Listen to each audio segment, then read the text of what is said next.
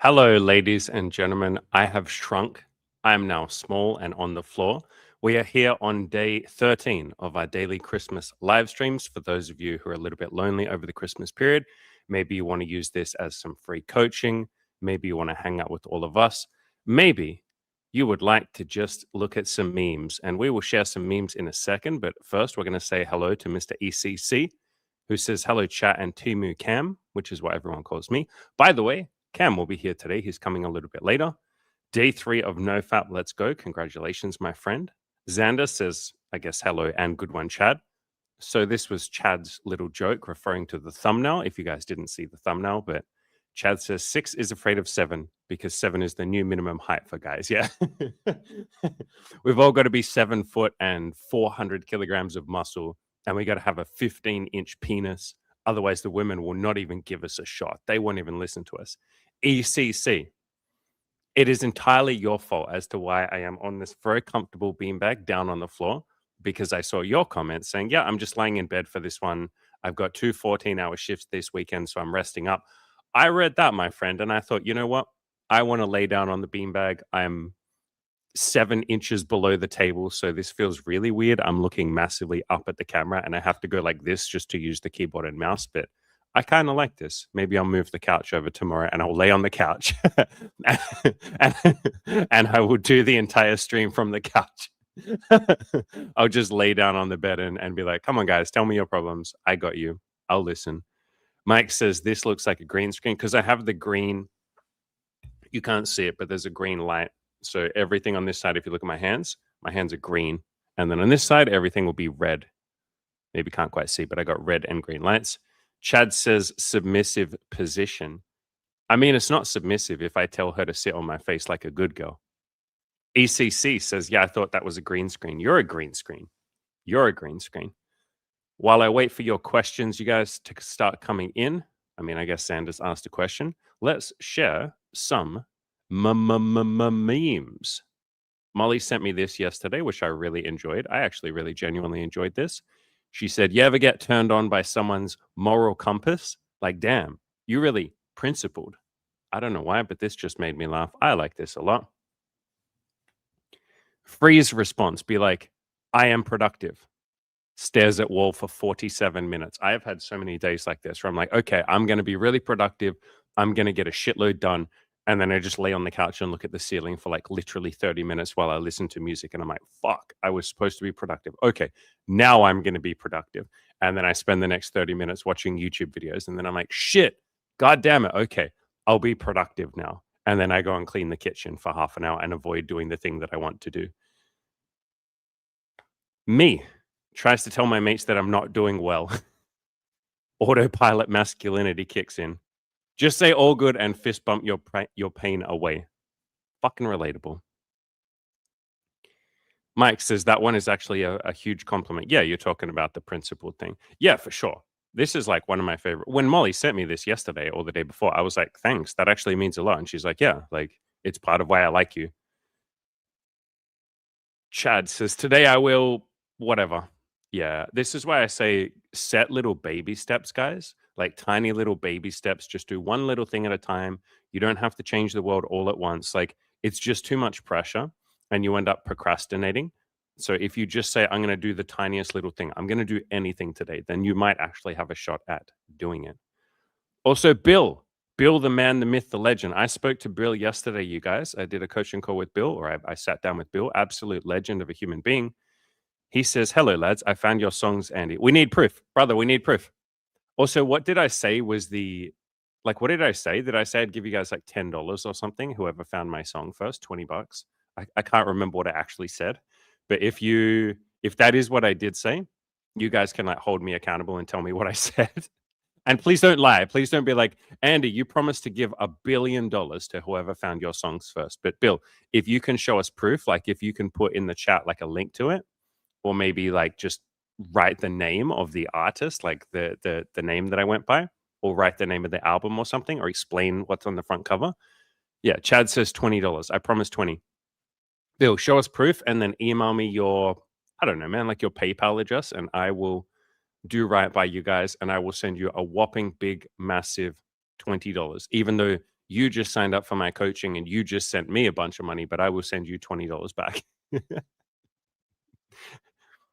Mike says, yeah, it's a very unconventional compliment, but when you dig or when you go deep into it, it's a huge one. Yeah, for sure. Like some of my favorite compliments have always been about principles and stuff like, wow, you're so honest, or uh, you've made a huge positive impact on my life, stuff like that. It's like, damn, that's really cool.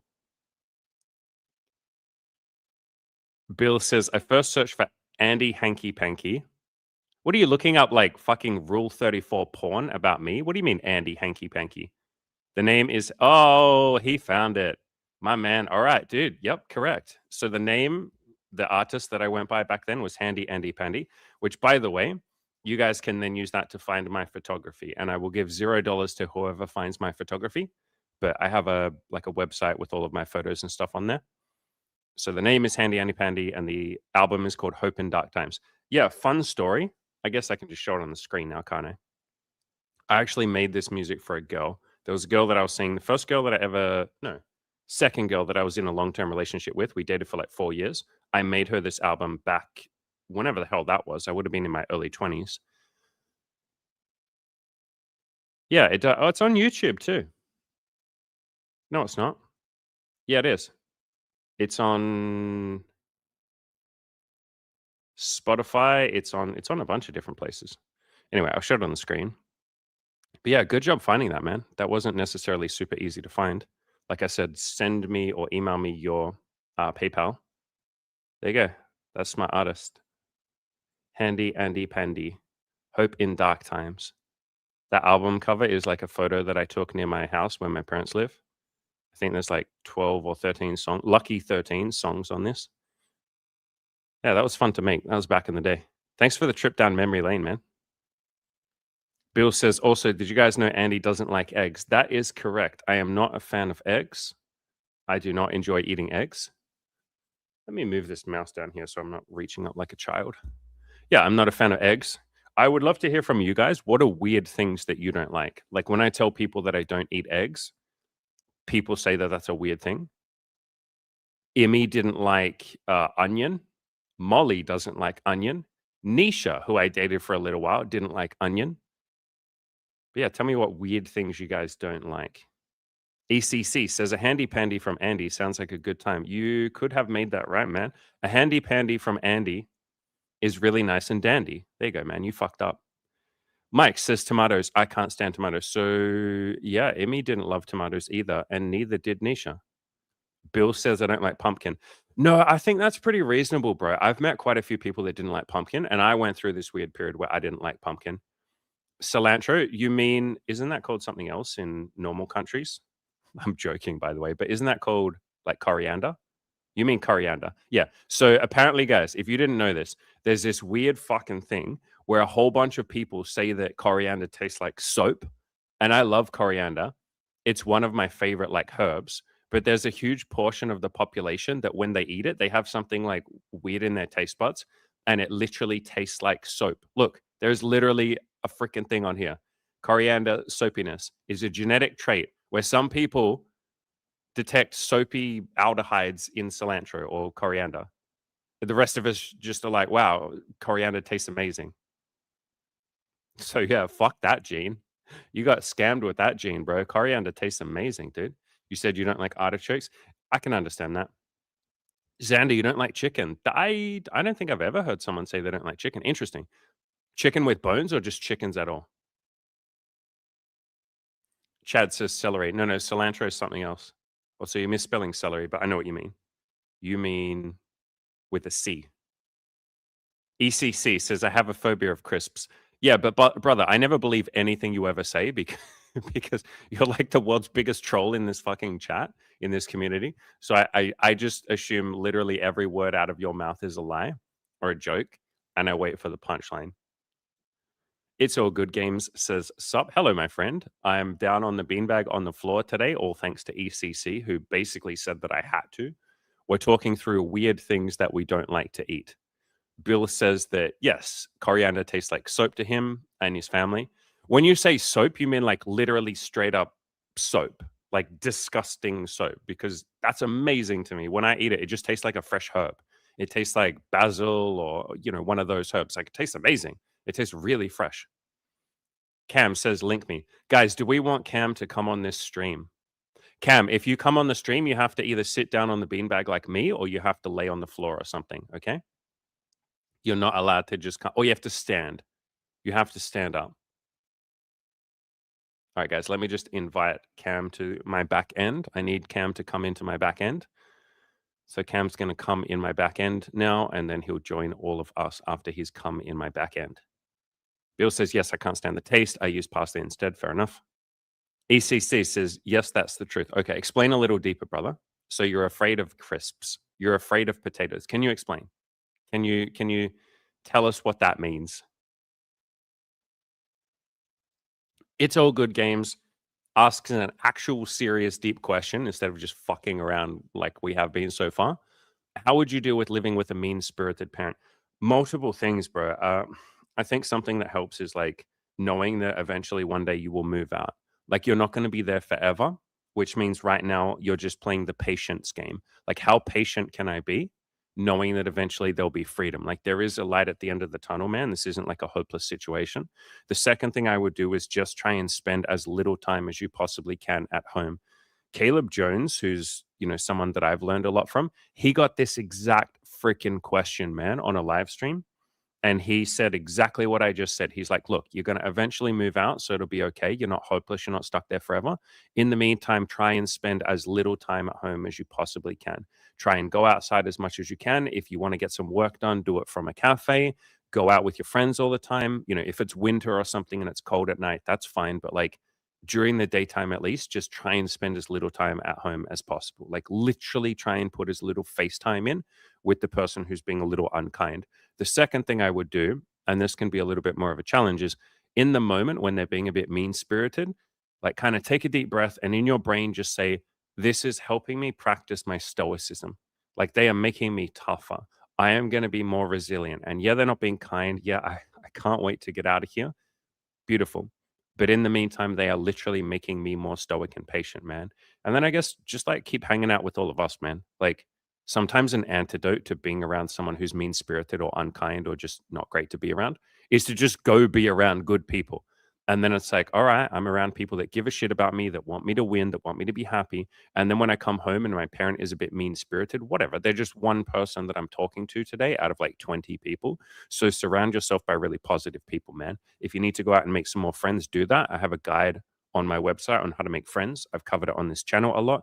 Cam has covered it on his channel. But yeah, man, I would just like surround yourself by some like kinder people.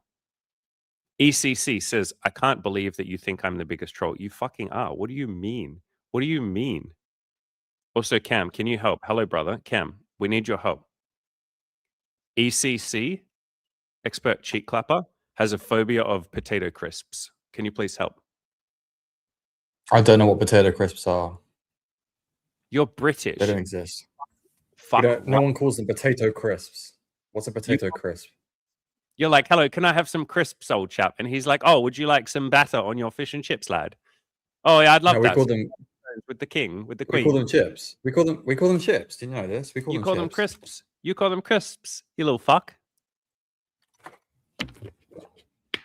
Chips are what you eat at the fish and chip. I'm gonna have to rejoin. Sorry, everybody. Yep, get out of here. He shouldn't be in here if he's not going to answer the question, ECC. I know you're like genuinely asking that you want some help with this.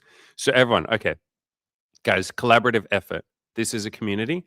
I need you guys to give some advice for ECC. He's scared of the mess of chips. He's scared of the texture, the noise, the rustling of the packet. I need you guys, group effort, to come in and give him some advice. What is your advice to him? My advice, and this is going to be a little inside joke between Cam and I bet this makes Cam laugh. My advice for you, expert cheek clapper, is move. You just got to move, bro. Everyone who comes to us moves. Moving will fix this. No, it's not just that. What is it? What's the other thing that everyone has to do when they come to coaching? Yeah, it's move. And what's the other thing? What's the other thing? Fuck, I don't know. Give yourself permission to suck. Quit their job. Yeah, okay. So for everyone else, there's an inside joke that everyone comes to the coaching, ends up moving or quitting their job. Like, it's not an inside joke now because we just told everybody. But yeah, cool. Yeah, with this is Yeah, so you got to move and It's quit your job. to be very honest with everybody, it's sometimes concerning because like Andy signs up guys and we're like, all right, you're doing well. And then like the majority of guys who are just like, I think I should quit my job. And we're just like, oh, this is now like 75% of the guys that come into the coaching. And we're just like, okay. I don't know how I good we think are at like giving life advice if everyone's just like, I'm gonna quit everything and run away to the forest. no, but this, you know what this reminds me of? Like when I started reading about LSD, and they'd done studies in the like 60s and 70s and 80s about LSD, and it was something insane. Like 30% of people that take LSD end up quitting their job that week because they're just like, holy fuck, I hate my job. Why am I here? I feel like the coaching program is an LSD trip. It's like you can do whatever the fuck you want. There are no rules. And they're like, yeah, then why am I working this dumbass job?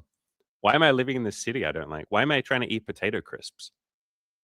Yeah, I think if you're doing the job because you think that's what you should do, that is what awakens. Is like there's no, I don't need, the should is gone. So it's like, is the money good? Do they treat me well? Is this what I want to do forever?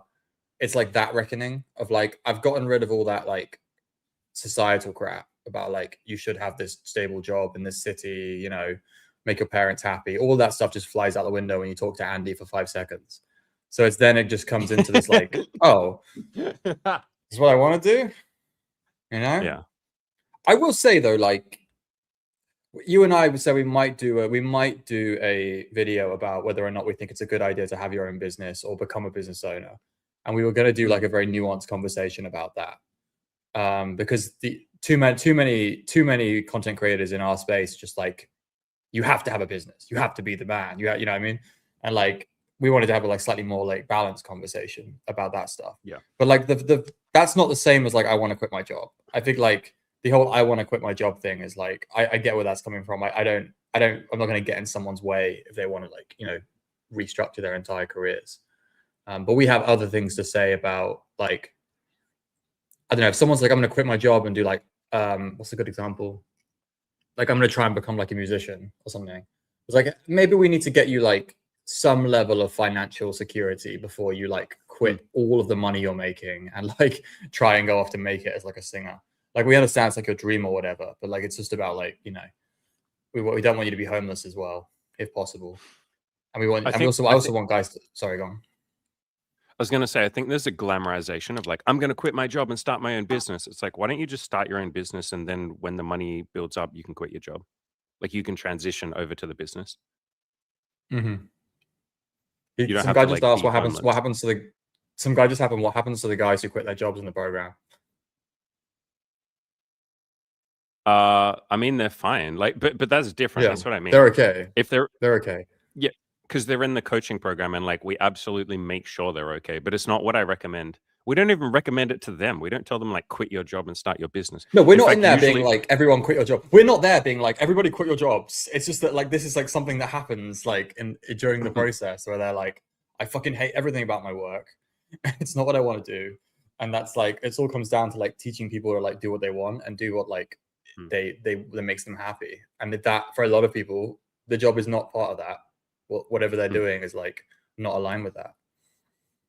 we can still answer his question though. Like, what happens? They're fine. Like, but they make it work. They got to hustle like crazy. Like, we've literally had people go outside and cold approach strangers asking for money. We have people that just like already kind of have a little bit of an audience, and then they just start like hitting that audience up and be like, "Help! Fuck! I quit my job. I need money," or "I'm gonna quit my job. I need money."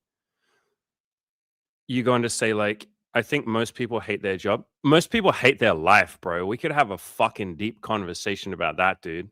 Most people hate their absolute entire life. And part of like this community, part of our coaching and shit is just like, what do you want? And they're like, well, I hate my job. And we're like, cool, I don't give a fuck what you hate. Like, what do you want? I just want to not hate my life. Cool. What do you actually want? It's that most people don't even know what they want. And so they're busy at a job or in a life or in a relationship that they don't really like because they've literally never considered, like, I'm allowed the life I want to live. Like, there's not even a thought that's come into their head ever. That's why people get jealous when they see like celebrities or rich people or business owners, because there's a feeling of like, how come they get to do what they want? And it's like, well, you can do what you want too. By the You way, just not all of them are didn't living great try. lives. The biggest lie people tell themselves is they see like a celebrity and be like, I want their life, and it's like, you probably don't. Like, you're probably like, some of these dudes like it's one thing to like look at like, like crypto billionaires or whatever, like stuff like that, and then you realize like a bunch of them went to prison. Like during the crypto rise, you were like, oh yeah, Sam Bankman-Fried's like a 31 years old or whatever, and he's like a multi-billionaire. It's like now he's in prison for 30 years. You know what I mean? Like there's lots of stress. So I wouldn't necessarily like, it's not always like, don't always assume you know what's going on in everyone's lives. Yeah, 100%. And I mean, a lot of them are super transparent. Like musicians and music artists are pretty fucking transparent. Like, listen to basically Are they any though? of Eminem's songs. Listen to any Oh of yeah, in Eminem's songs, songs. yeah. Their Yeah, that's socials what I are mean. not That's what I though. mean. I just think everyone's Agreed. lying. I still think everyone's lying on Instagram because like it's not Agreed. even done maliciously. It's done in like I know people who are having horrific mental health problems, yeah. And like you wouldn't tell off their Instagram because they've trained themselves to like present a certain thing on Instagram. And a lot of it's done just like out of like, I don't want people to worry kind of feeling. Do you know what I mean? And like if they post regularly on Instagram, like they post every day, even when they're absolutely like I knew someone was having panic attacks like twice a day, but they would still post like 3 stories on Instagram every single day. They didn't like, you couldn't tell at all. But because they realized if they'd stopped posting, everyone would also be worried about them. So they had to keep on posting, and they had to keep on posting positively because they were too anxious about people being like worried about them. And so that's just that on like a much larger scale is like all celebrities with like a social presence. Like everything has to be good, everything has to be great, or they're worried that like everything will go away, or like lots of their fans will get worried. And it's just like usually it's like professionally done by someone else. It's not even them. So it's pretty much all celebrities are professionally managed, and like they're not responding to anything or doing anything on theirs. Agree.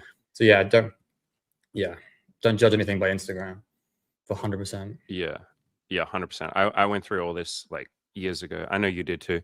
At some point, I just realized like I almost had 2 options. I could fake to all of you guys that like, look how great my life is. And that's so good for marketing. And I did a fair bit of that, not faking it, but like highlighting the cool parts. Like, look at this threesome I just had. Look at this cool photo shoot. Look how hot these girls are. Like, look how cool my life is. And that's great marketing. Holy fuck.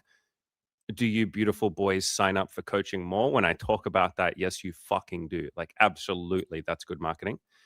But I started going down the path of just saying like, you know what? Fuck it, man. I'm a human. Like sometimes I'm sad. Like sometimes I'm tired. Sometimes I don't feel like being here.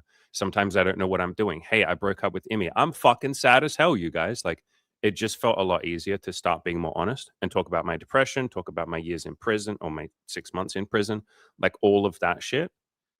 And then I don't have anything to keep up. And then sometimes you motherfuckers glamorize me or Cam, and I laugh every time you do it. Cam, like, I don't know if you've had this, but you'll get on a call with someone and they'll be like, oh, wow, like, it's such an honor to talk to you. And I'm like, I appreciate that, man. But like, it's an honor to talk to you too. Like, I'm not fucking special, dude. I can't imagine the pressure of being a celebrity, dude. Having to like pretend that you have your shit together. Fuck that. I mean, yeah. I mean, you and I don't really want it, so it's all good. Don't have to worry about it. Fuck that shit. Yeah, we'll go down the Mother Teresa route. And the more famous you get, you're like, stop fucking worshipping me, you creepy cunts. Or like Jesus and Buddha, who just like said that all the time. Stop being weird, you cunts. Don't make idolatries of me, you weird fucks. Doesn't they were that Australian about it? I don't think they were very Australian with their fuck off. You don't think Jesus said fuck off Jesus cunt had an to a bunch of Australian people? You don't think in Jesus was going out Aramaic. there? What's fuck off cunt in Aramaic? Let's find that out. I don't I'm know. gonna Google that. Anyone here speak Jew? And then just like tell us how Jesus would have. That's the most Australian thing you've said all fucking. Jesus would have laughed at that lesson. joke. That joke. No, I had a Spanish lesson with like the most Australian person I met in like Argentina, and he was just like, he was saying he was just being openly racist to like Mexican people in like a Spanish lesson. And I was just like, fucking hell. He's like half Colombian as well, I think. So he was like, oh, it's okay if I'm racist to Hispanic people. It's not but he was racist, like, he's from like just outside where Ayers Rock and Uluru are. So he's like from the middle of Australia. So you can imagine like how not safe for work this guy is. Yeah. Sorry. Plus, to be fair, I'm not racist. Like 2 of my favorite comedians are Jews. Actually, 4 of my favorite comedians are Jews. Google Translate can't do Aramaic. That's such bullshit. Surely it can. Oh well, okay. Ask ChatGPT. Anyway, Mike No, says, I "Stop being weird, just, you it just cunts." lie to you. Jesus Christ. Exact literal quote. SK says, "Let's start praying to Andy." You can, but I'm not going to answer. Actually, no, you can. You guys can ask me questions. That counts as a prayer. It's All Good Game says, "I spoke Jew, but I forgot the language, lol."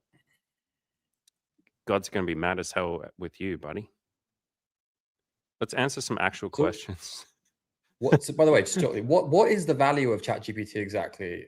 If I can just Google it, it's like faster to just Google stuff. Have you figured out what the actual value of like something that actually might be wrong, and you have to check if it's wrong too? So you might as well just Google Because it. ChatGPT is my friend. Okay, what's the value of you? Okay, but like, what's the value of search? What's the value of searching results in ChatGPT exactly? Like, I don't get it. Just use Google Gemini. Like, why would you go to ChatGPT? Google has its own AI. Why are you asking ChatGPT anything? This sounds like someone being like, Wikipedia's search function is better for this stuff than asking ChatGPT, which just scans like Reddit. Yeah, I agree with It's All Good. Well, Gemini does that too. So what I think so my new prediction is that ChatGPT will be like no one will use it in like 3 years because Gemini will just have replaced it because it's just ChatGPT is my friend. It's like, would you rather the AI tell you what Reddit thinks, or would you rather Google's AI tells you what the search results would say? That's the difference. You're choosing between something that has scanned Reddit and trained itself on Reddit versus something that has scanned Google. Excuse me, while you're saying that ChatGPT is wrong, which, yeah, sometimes it makes mistakes, do you know how many fucking times Google, like, I will Google something and the AI thing is just flat out fucking wrong? No, I think not even remotely Google's correct. I think, but Google, you can still just scroll down to the search results. That's why it's superior. Yeah. So you have the AI, but then you can just scroll down to where the search results are. Whereas ChatGPT is like extra clicks to like where, and I might as well just use. That's why Google will win. I think almost 100% because people still think, because you have to check ChatGPT too, so you have to worry about mistakes, and then you have to click on the references and hope that it's sending you to the reference you want. Whereas you can just do Gemini and then scroll down to the search results, which is like infinitely faster. Mike says he needs an AI overlord to tell him what to think. We'll tell you what to think, buddy.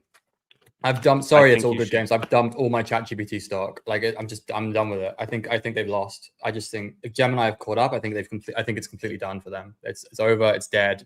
Buy Gemini. Buy Apple. Buy everyone else. Just get rid of OpenAI if you have any.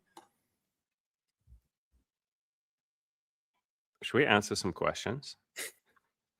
Should we actually coach these people that came here for coaching? Sorry.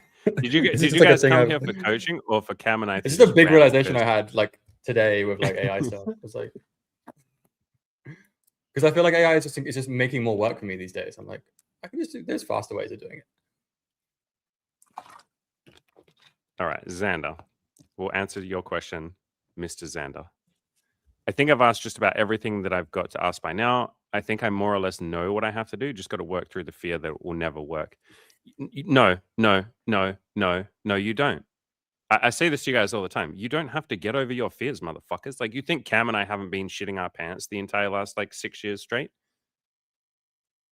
Like, we haven't gotten over all of our fears. Like, Cam, have I had any money stress recently? You've been doing quite well recently. You mean like in the last like okay. In the last like 2 months. In the last 3 months, have I had any fears that I couldn't make this business work? I would imagine so. I can't read your mind, but I would imagine yes. Have I worked through all the fears that this will never work? I don't think that's possible. Exactly. You'll still probably be on your deathbed. You'll still probably be on your deathbed being like, oh, the business might fail in the last 5 seconds I have of breath left. It'd be quite tragic. Yeah, so you don't have to get over your fears, man. Like, the fears kind of just stop. Like, you stop attaching to them. Just don't take them seriously. Xander, just notice. Yeah. Sorry, I was going to say, Xander's read any of the Stoic stuff. Has he read any of like Marcus Aurelius or anything like that, or any of Epictetus? Because it's all about Epictetus. Yeah, I can't say his name. Epictetus. Epictetus. Right. Yeah. The whole point they make is that like it's not about being fearless. It's like the reaction to fear. It's nothing. So you don't have to worry about, like, fear doesn't actually stop you from doing anything, and nor does it make you necessarily better not to have it. Like there's this idea that I'll be this cool, calm, collected, perfect when you don't have any fear. And I just don't know. Like sometimes the fear helps, like with Like fear is there to help you anyway. Sometimes epic fetus. That's better. Epic fetus is better. Thank you, Mike Oxlong. Hey, that's not how you say his name. It's Mike Oxlong, okay? Mike. Yes, I know. Phoenix has actually been true to his word. He typed this 30 minutes ago. He said, I'm just going to watch and not chat today, because we gave him the fun challenge of like, hey, man, we can sometimes see you attaching to your negative thoughts a lot. What if you try just not saying them and see how that feels? So good job, dude. You've literally stuck to that. I'm actually really fucking proud of you, dude.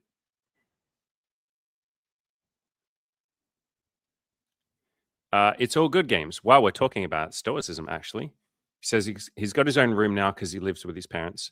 I put a lock on it. I can bring a girl over. It's fine. I can understand the power of stoicism, but I also like the love and peace angle. To be very clear, the Stoics talked so much about love and peace. Do you know how many fucking passages Marcus Aurelius wrote about love? Like love for your fellow man, love for yourself, love for the universe, love for nature. His word for God was nature. He just called everything nature. Epictetus talked about love too. Byron Katie is obviously a Stoic. She's like the female Stoic, and she talks a lot about love and peace. So they're all hand in hand, brother. Like love is part of Stoicism, because when you accept reality, you start to love it. Like you no longer judge it anymore. So it's all kind of the same thing. You're talking about your parents, and you said their hard life made them so mean spirited. I don't take it personally.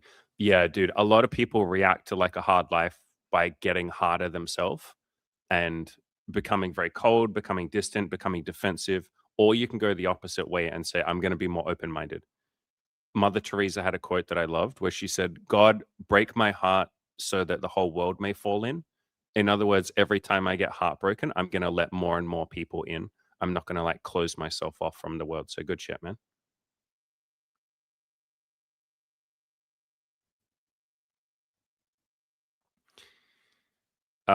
So you're talking about making money from your music. It's all good games. You said that's terrible though. Begging people for money. You don't beg, man. You just say like, would you like to, you invite them. Would you like to give me money?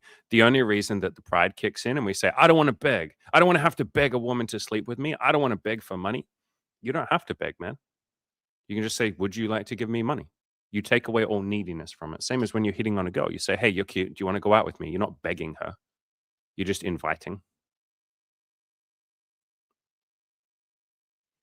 Mortis is a really good example of what you say a lot, Cam. He said, I never understood the start your own business mindset. I see my bosses and managers working their ass off. I'd rather just be in my comfortable current position, get a decent paycheck, and have fun. Yeah, that's a lot of people, man.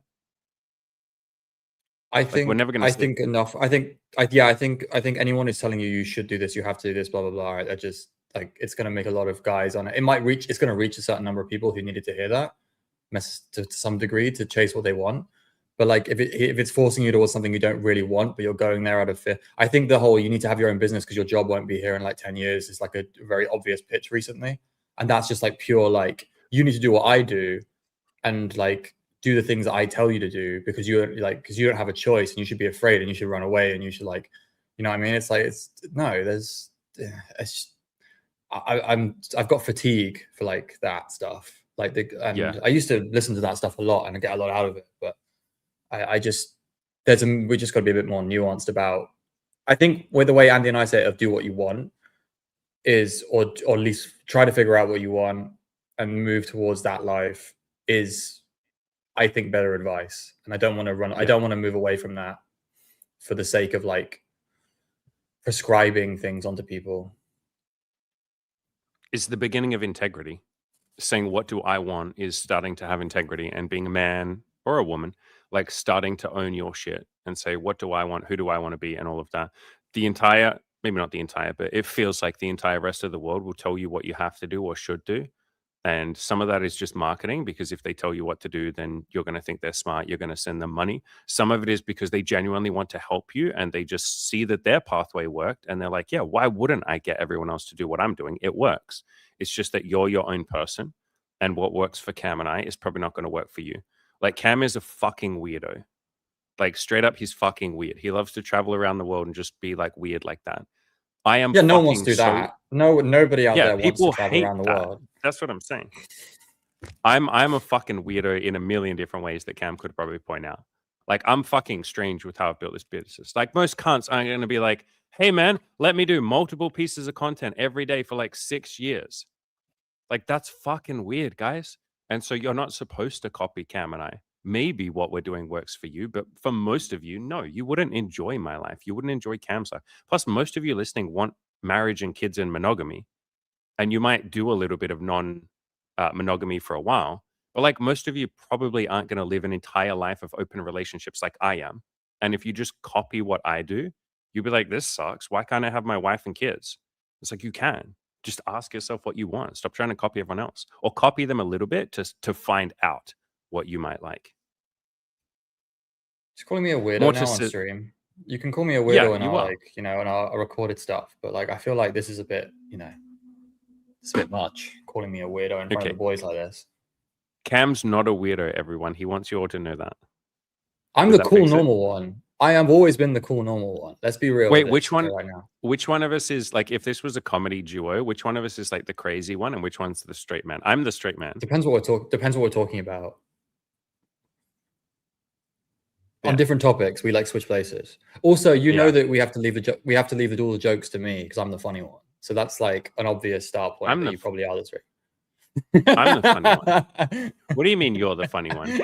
I'm the funny one. What? How dare you? That's you attempting to be the funny one by saying that you're the funny one. I get that that's your joke. I'm funny is your fucking joke. But it's not true. Anyway, Mortis says one question. Let's say I had millions of dollars. You don't.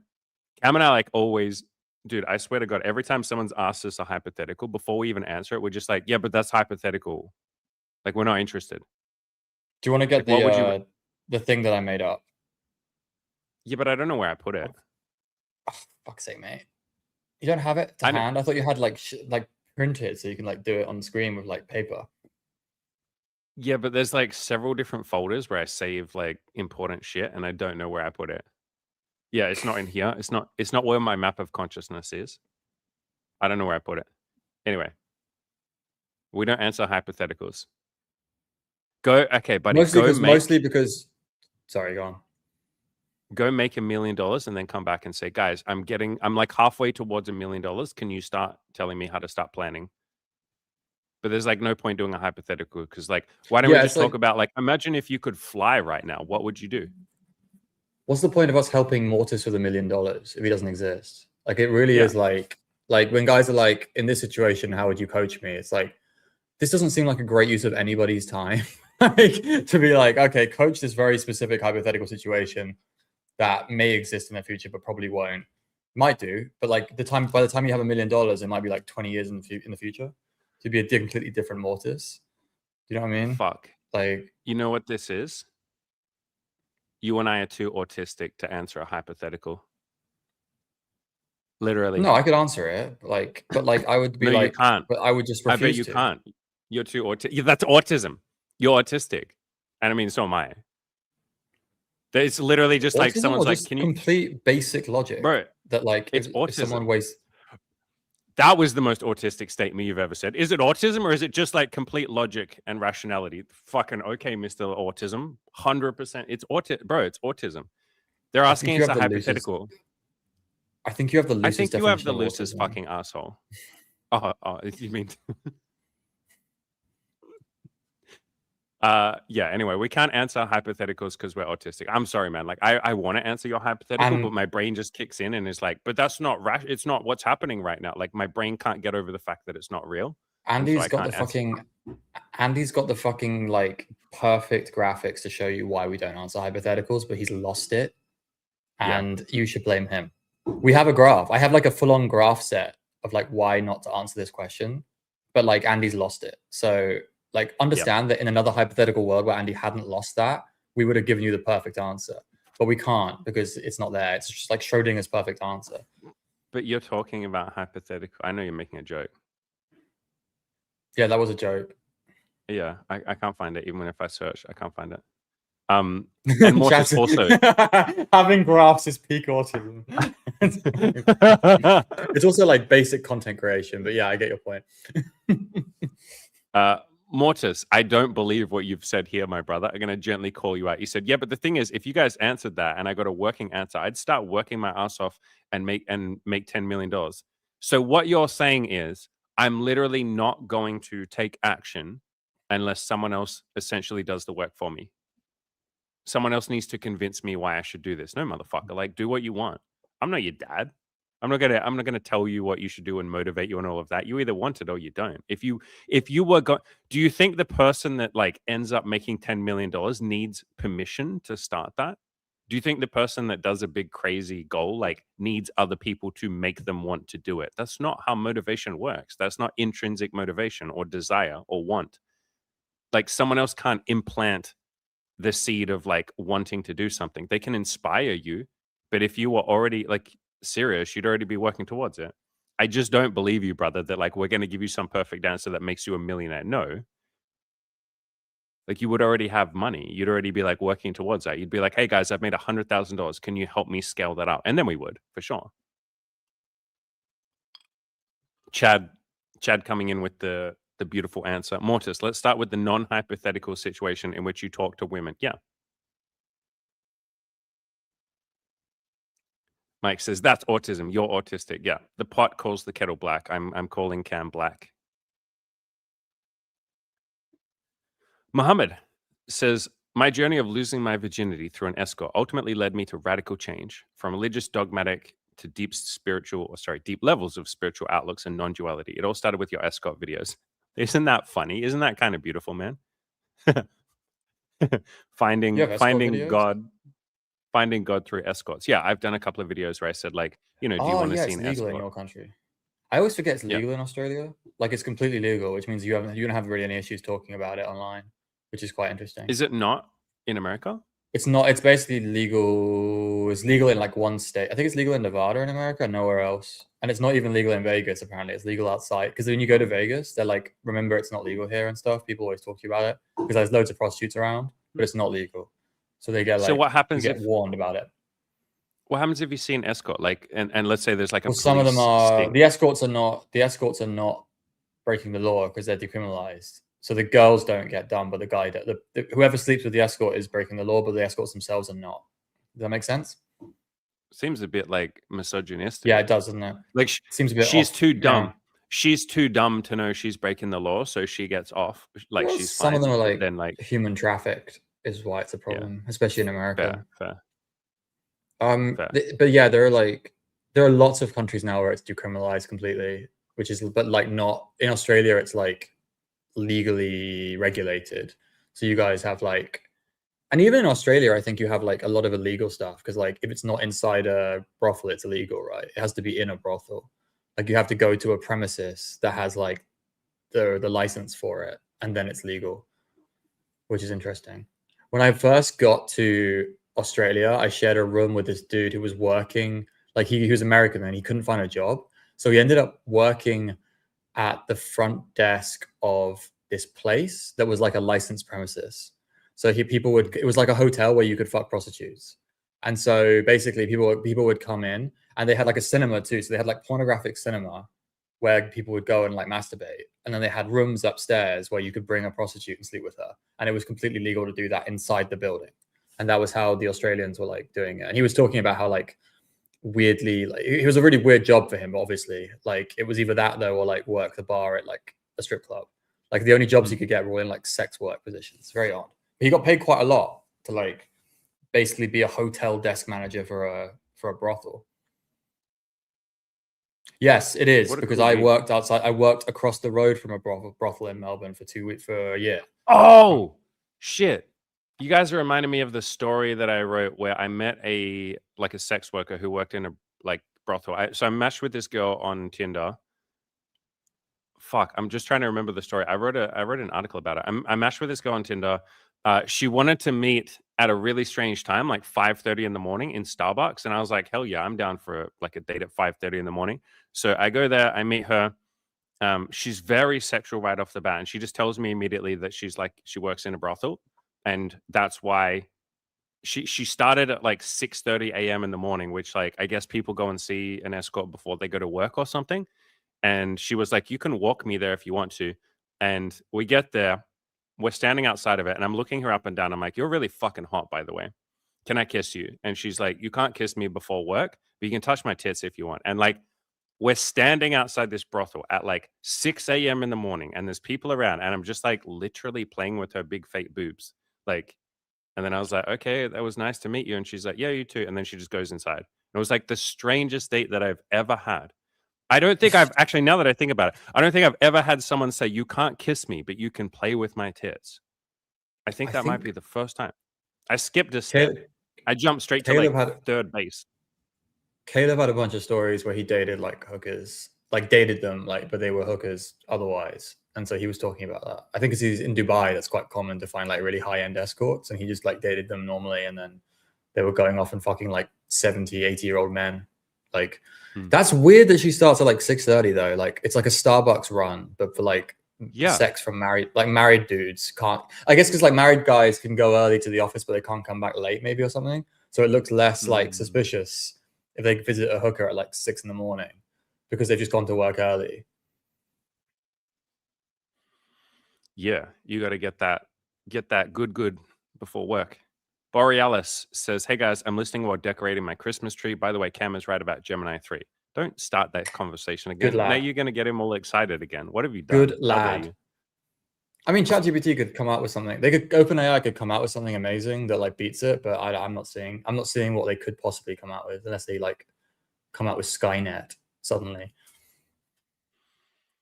It's All Good Games says, "I need to read Meditations." It's really cool, dude. It's definitely very wild, especially when you take in the full context of who he was at the time. Like the Roman emperor, basically at the height of Rome's power.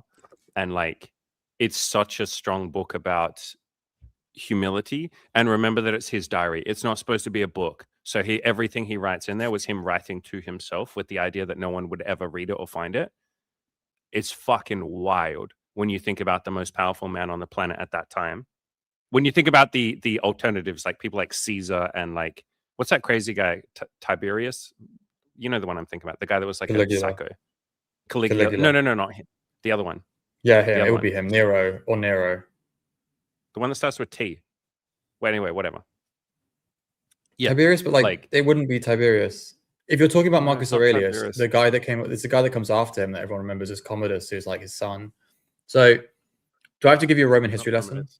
Or do you not want that right now? I don't want it right now. I want it after this. The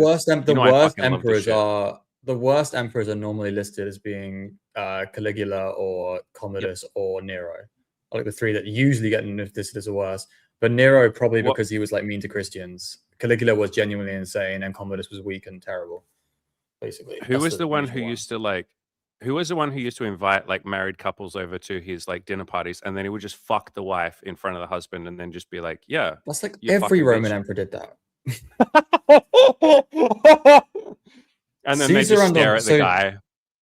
Caesar and Augustus both had a thing for like other men's wives. That's like well documented. It was like a thing they just did a lot of. I don't know why they inherit like it went down the line, but obviously they're not actually father and son. He was inherited, but it's interesting that I don't know.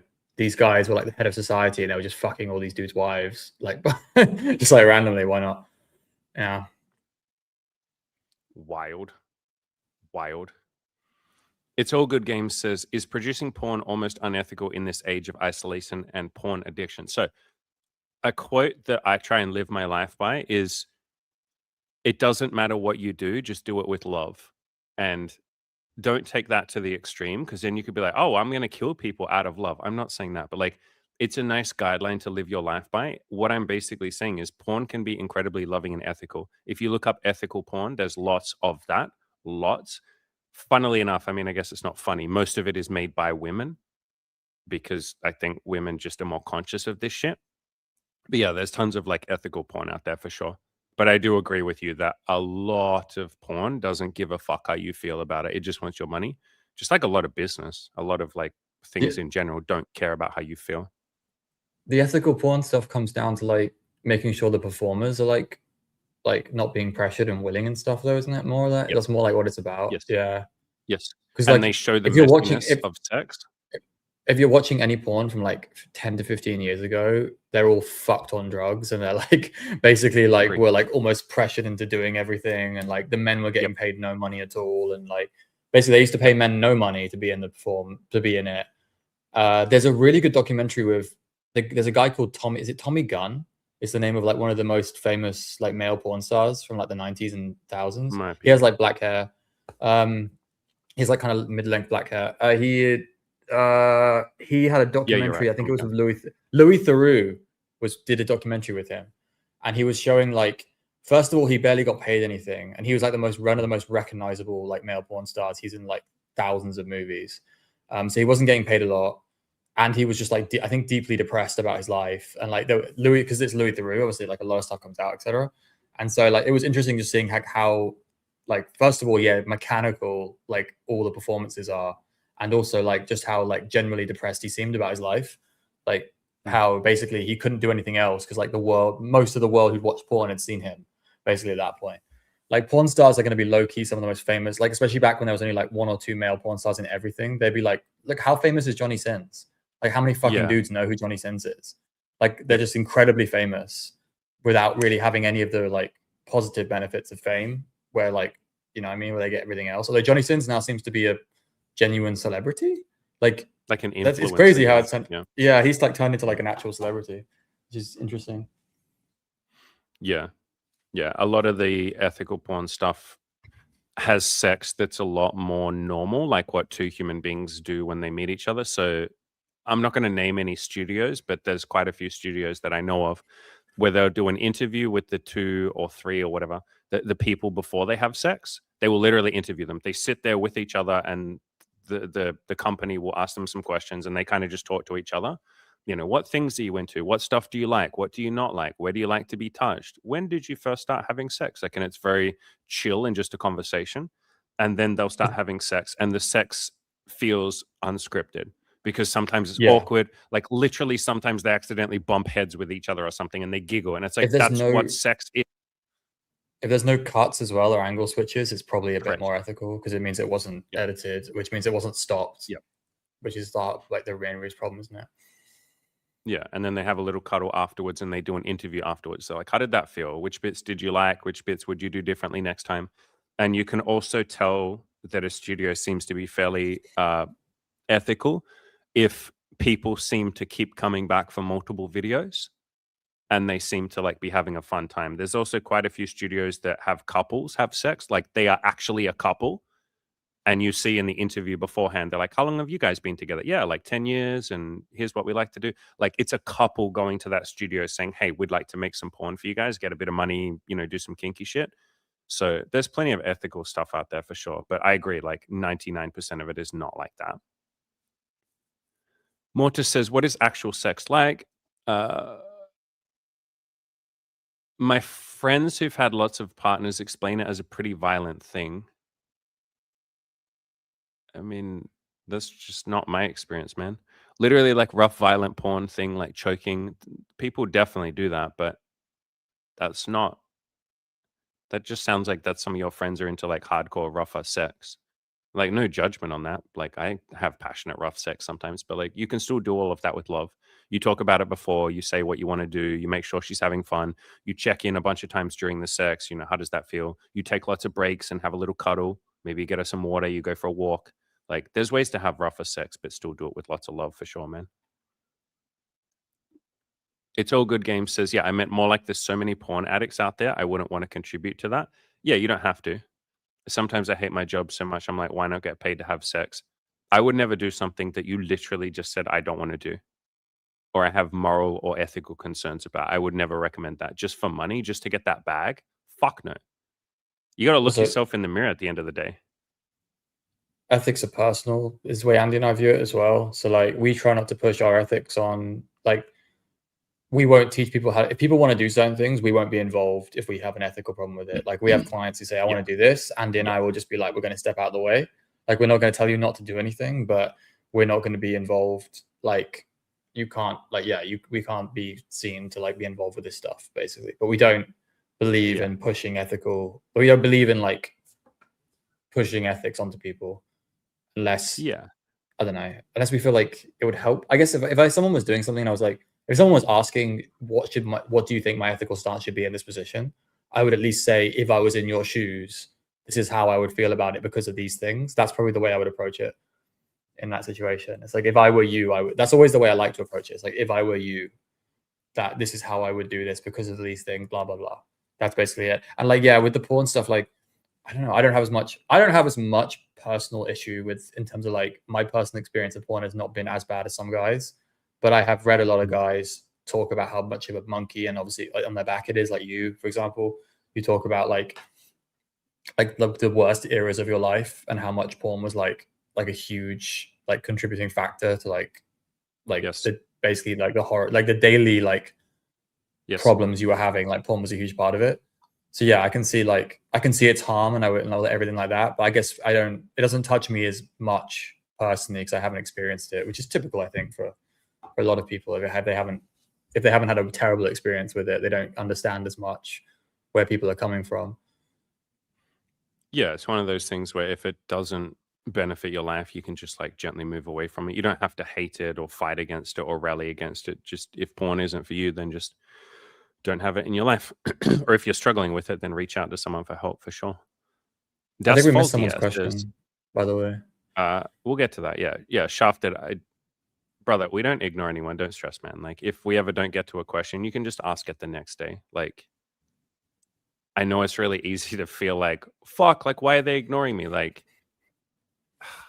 trying to say this in a non-clumsy way, but like, I think You you get hated what his I'm saying. question and you hate him personally. That's what's going on here. No, man. If you could see the back end of like what it's like to do the live streams, there's like a lot going on, and you're managing like a lot of things, and I'm doing it by myself.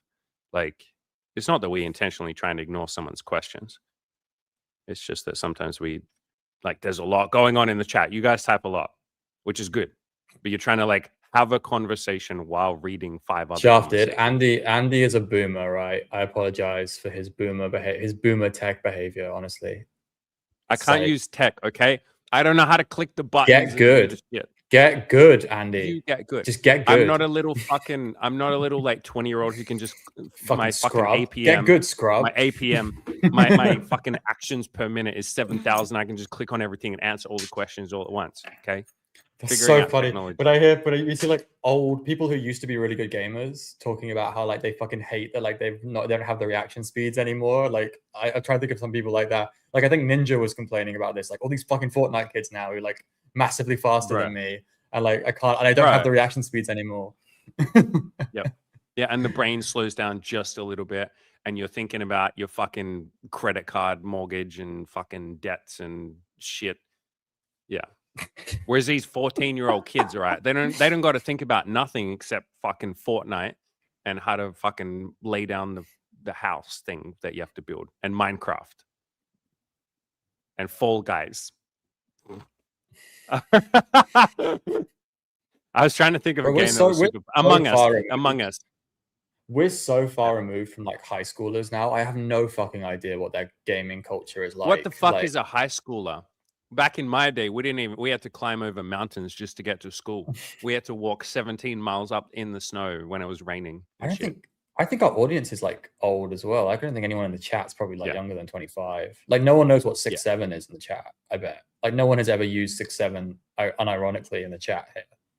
Everyone's like boomers too. So you're okay. Das Faultier says, Andy, I've been quietly watching your videos for about 2 years. Whenever I'm prep cooking food for the gym, my social interactions improve substantially, which also helped my career. Amazing, man. That's really cool. Really cool. Good job. You say, I've been recommending your channel to a lot of peeps. Want to say thank you very much. Thank you too, brother. All right, Shafted, you sexy fuck. Let's answer your question. Actually, let's not answer his question. Should we teach him patience?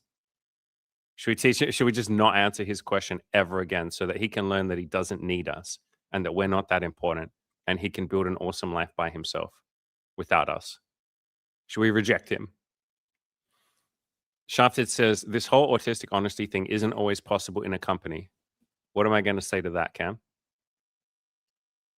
Is that true? Oh, sorry, I misread. I thought in company. I thought meant the company of people. He means like in a business. I completely Yeah, misread he his means in the question. So business. Yeah, he means in a business. Yeah, you can how be do you handle autistically approaching? honest. Oh, like he's saying approaching someone in business environment when they might. Why would autistic honesty not work in that? That's probably better off, to be honest. Isn't And that the like time ask whatever. to? Yeah, that's the Yeah. time to Like be hey, I know. autistically Hey, I honest. know we're not. Hey, I know we're not meant to like like how normally it's kind of weird to like talk to someone at work about dating or whatever. You say it like that, be like, hey, I know we Yeah. work together. Maybe this will be a little bit awkward, but like it's probably better to be like honest about how Yeah. awkward it might be that you guys work together than it would be to like do this in like the way that a lot of people do, which is like try and be super slick and like I don't know, indirect about it. And then you end up No, like no, no, no, no, no. spending 6 They months trying to get with this girl at work. Yeah, they wait till the Christmas party, they get drunk, and then they make an absolute fool of themselves, and then it is embarrassing, and everyone does talk And about it, and it's and massive. HR does need to talk about it. Yeah, yeah, yeah. Yep. Yeah, it's easy to just walk up and be like, "Hey," and it's maybe a little bit, like, inappropriate, whatever, I don't give a fuck, but, like, I "Do you will wanna hang say out after though, work sometime?" I will say I have told people not necessarily to try and get people at work. Like that's something Oh, I've said to dude, people before. dude, Like, yeah, our and that's advice is, like, "Why the fuck are you hitting on someone at work? Go outside." Like, yeah. why would you shit while The you eat? implication with this is like you're not approaching enough or Yeah. like you're not on inline dating because you would have options beyond like the 6 women who might be like you might there might at your workplace. I'm guessing there's no more than like 10 available women and only like half of them are attractive. So like let's get you out to a much wider pool of people probably. Go talk to the ladies outside, basically. It's All Good Games says, I was a porn addict for over 15 years. I had a profound sedative effect on my motivation to meet women in real life. For sure, because you're basically convincing your brain, like, look at these infinite women that I have. And your brain is like very innocent and naive, and it will see a bunch of porn and be like, I'm having sex right now. And it's like, kind of, but not really. So yeah, that was my experience too, man. It's voyeurism is what porn Yeah. is. Porn is a form of voyeurism. And do you know what's At least hot as hell? that's what your brain thinks anyway. Your brain is going to translate porn as if you are peeking through the keyhole at like a couple having sex in a hotel room kind of thing. That's like what voyeur. So it's the same kind of kick that voyeurs used to get. I don't think anyone does voyeurism anymore because there probably is still a fetish, isn't it? Like there's still voyeurism as like stuffing like that. Yeah. That's what I was gonna say. There's still lots of voyeurism. I get women to like masturbate for me while I watch and I jerk off. Oh yeah, Or like that during yeah. But voyeurism, I thought was when they don't know you're watching. That's like what I thought voyeurism meant. It's actually non-consensual, which is why it's fucked. Like when you think about it, because like spying on someone having sex, I thought was what voyeurism is, and that would be, It's part of it. I'm It's like a assuming subgenre. assuming a crime. It must be a crime. Like to do, yeah, it has to be. Depends where you did it. If they're like having Mhm. sex outside, then you're just watching. They Yeah, get this in is true. trouble. Yeah. They're the Fair naughty enough. ones.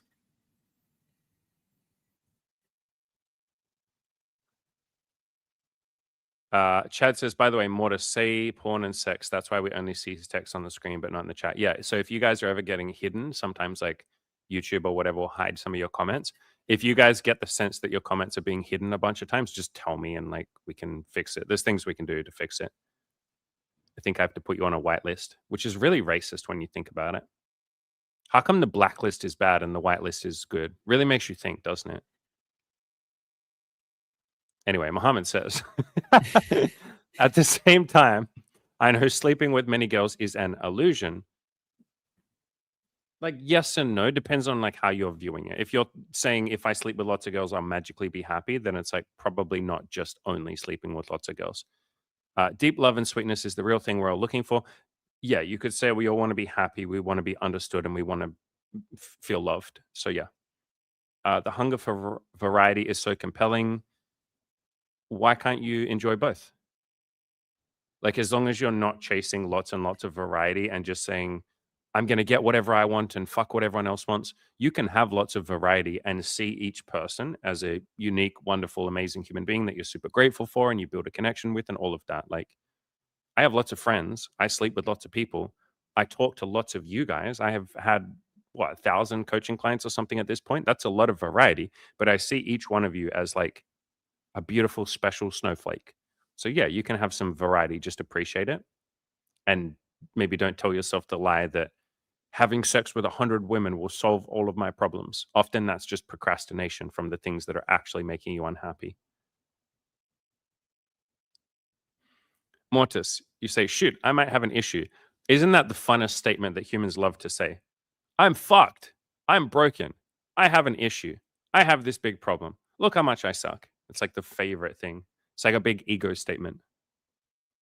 You don't have an issue, Mortis. You just like to jerk off. That's okay. You're scared of women. I don't know why. Like, we love you, brother, but I don't know why you keep coming to the live streams and telling us how much you don't want to be with women. Then just like go start a business, brother. Do your music, do your art. Like, half of your comments, kind of like we said to Phoenix, half of your comments are you just telling us what you don't want to do. It's like no one's forcing you to be with women, man. Like, no one's forcing you to sleep with women if you don't want to. I don't know if you feel guilty because like a lot of us want to sleep with women, but like you're allowed to just go your own way and like focus on other goals, man. Mike says, thanks, Father Handy Andy Pandy. And Mr. Cameron, fucking Cam the man.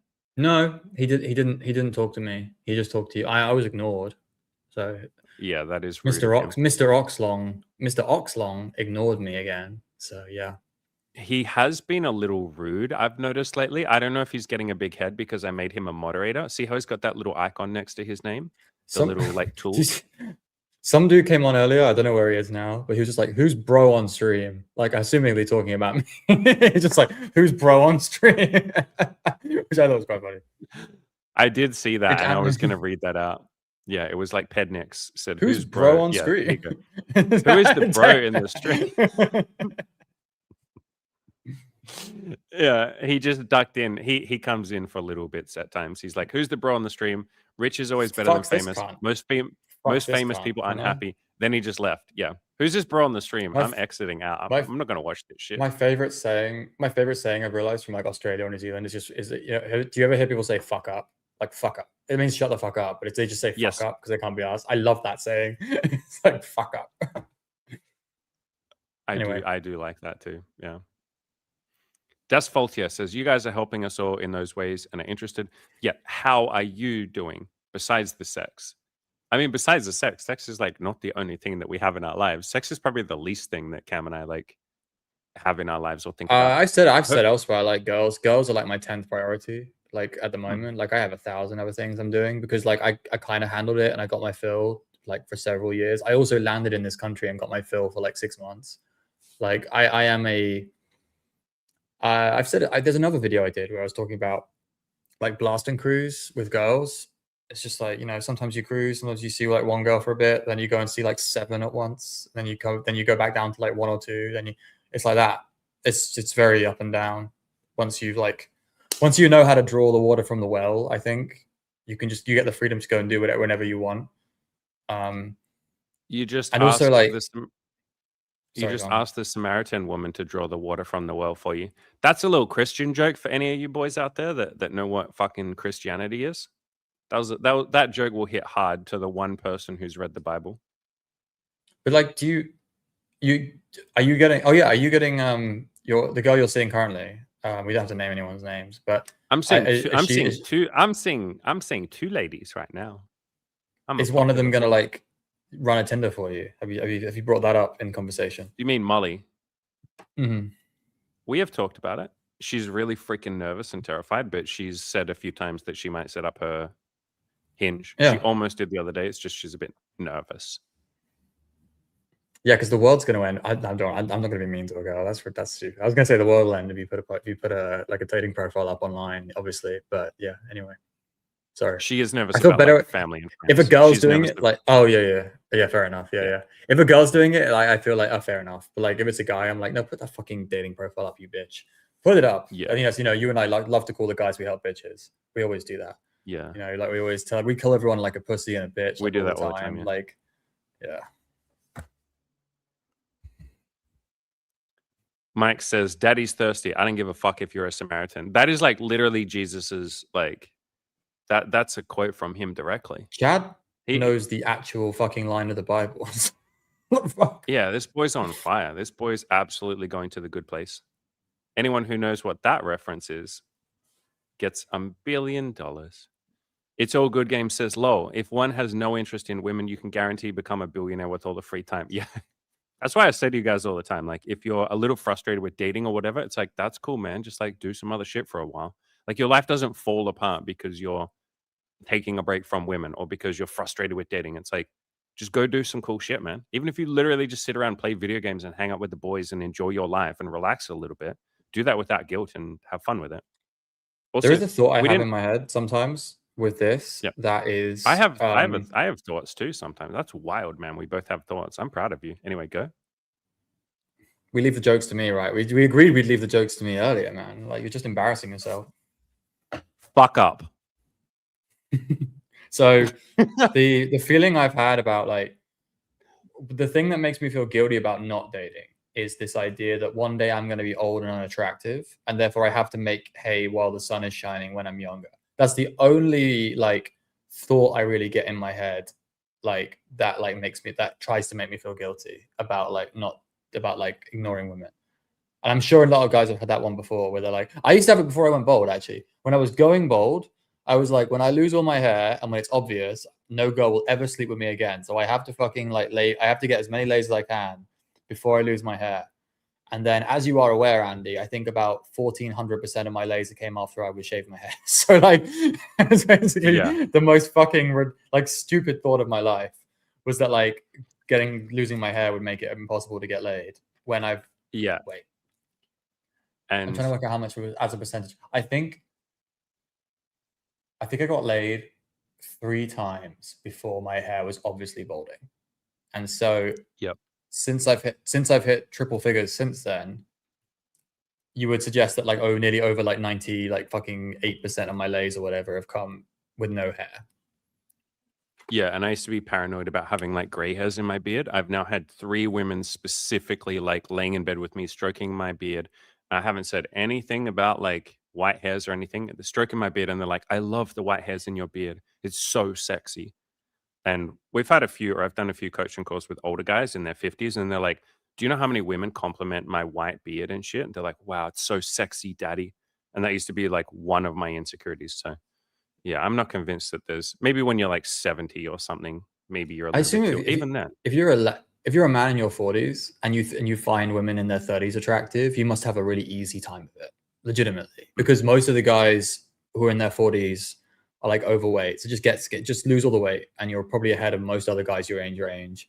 And then you can just go for, like, a lot of girls in their 30s who are still attractive, and you probably have the easiest time in the world, like, because you're not competing with, like, basically anyone, like, who could stop you in that like, kind of scenario. So yeah, I think and also guys kind of peak around, like the idea is that guys peak in their 30s and 40s, like, typically, in terms of, like, I don't know, what am I thinking of, like, value to society? I don't even know where I was going with that one, but, like, there is, like, that idea that, like, guys kind of peak later. So yeah, it's been my experience. I saw that there was a YouTuber, like, is it Wheat Waffles, some sort of black pill YouTuber, who was like, basically, your life is over at 23 or something. He said, like, online, but his whole he said something retarded. Like, sorry, go on. Every sentence out of his mouth is, here's why your life is over, because you weren't born a Chad. Thanks, that's helpful. But it was genuinely the most ridiculous thing I've heard him say, was like, I have to get all of my fun in before I'm 23. I was like, who told you this? What the like, that's not even, like, mainstream opinion. That's, like, retarded. Whatever. Anyway, I'm not trying to call out anyone. We're not trying to get drama. But yeah, I'd never heard anyone say anything like that before. It was like, and he was so confident that he was right. And it was like, from where? From, like, what wisdom have you picked? Who are you listening to that said something like that? The ego. What do you mean? The ego most is, people like, tell you that, like, they're your worst. A lot of people think those are your worst years because, like, your first few years of working a job or something after uni. So you're probably going to be your most depressed and most confused. Like, at least 25, like, to 28 has more sense to it because you're a little bit older and you have, like, you're, like, an adult, but you actually have, like, the gravitas of an adult in your late 20s. Whereas your young 20s, people still treat you like a teenager, like, until you hit, like, 25, 26.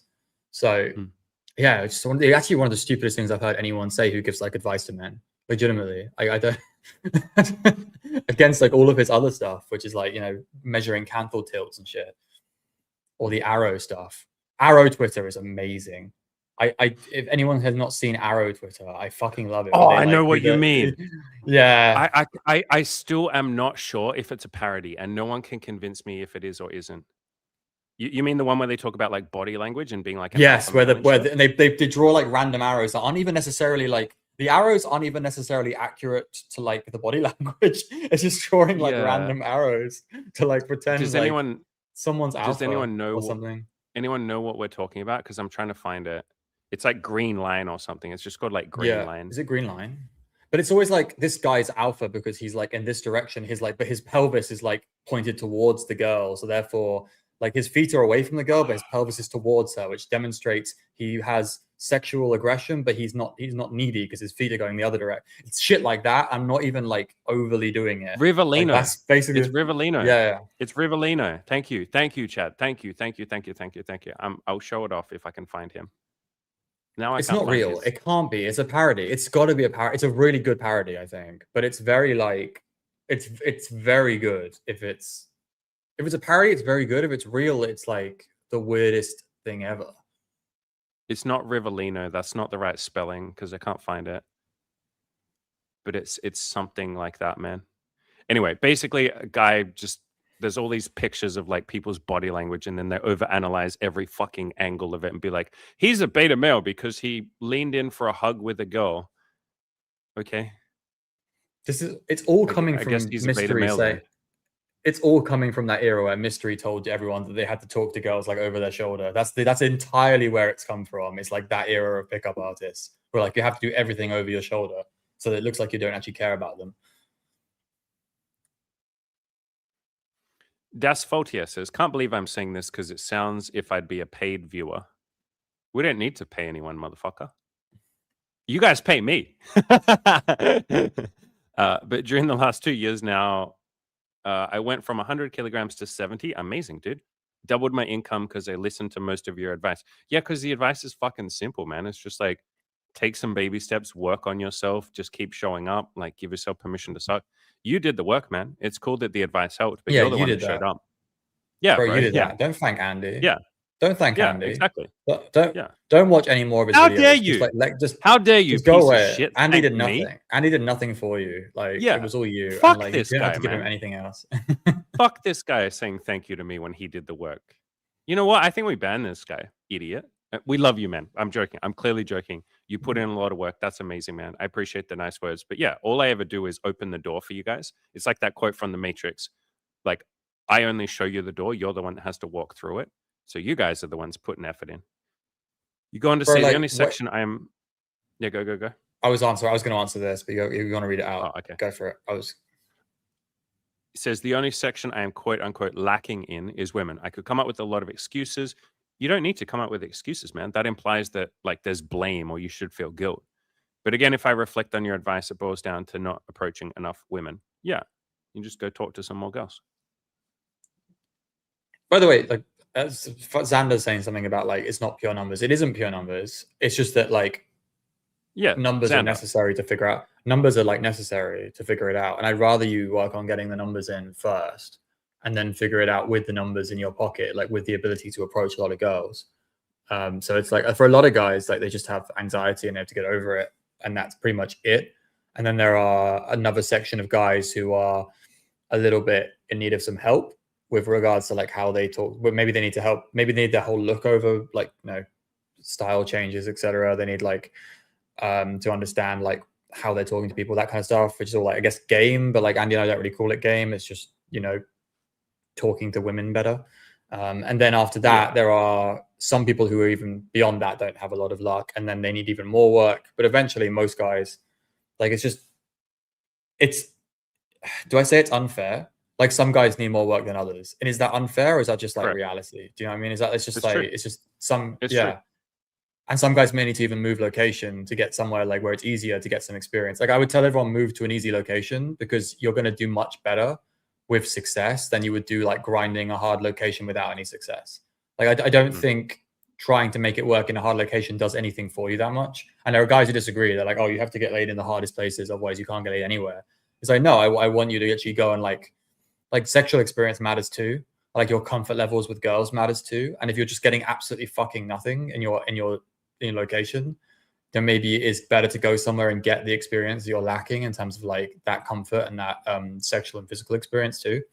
So yeah, there's a lot of nuance and like different solutions for different guys having different problems. It's not like I don't think you and I on this live stream could solve really anyone's problems with girls through the chat. I'll be real honest about it. Like if someone's having problems in chat, they're either going to figure it out for themselves or they're going to come for coaching and like have us actually help them. It's quite difficult to like diagnose issues and then also, although you are having people on, aren't you, to stream to talk to them? So maybe that's like the next step in like actually helping some of the chat out. But like, yeah, there's tons of stuff you can do, and if you just got to be willing to try loads of things, which includes like finding a better location, which I think is a big thing that a lot of guys don't want to do. It's almost like a pride thing of like, I need to get like, I'm in San Francisco, I need to get laid here. It's like, bitch, San Francisco is like probably the hardest place in America to like, sorry, it's like specifically like people we've helped who are like in San Fran. It's like super difficult. Or they live in like, what's another place that's really difficult? Somewhere where there's like a lot of guys and very few girls, and there's a lot of like rich people. And like, if you don't stand out, even if you're making good money, you don't really stand out because there's so many fucking like, like high level guys around, etc.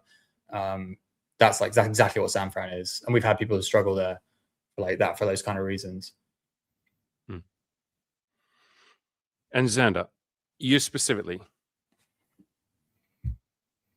to quote, I mean, I'll show it on the screen, man. To quote Ramdas, this is your solution, man. This is your problem and your solution. This is you, brother. I've said this to you several times now. This is like the 10th time I've said this to you, man.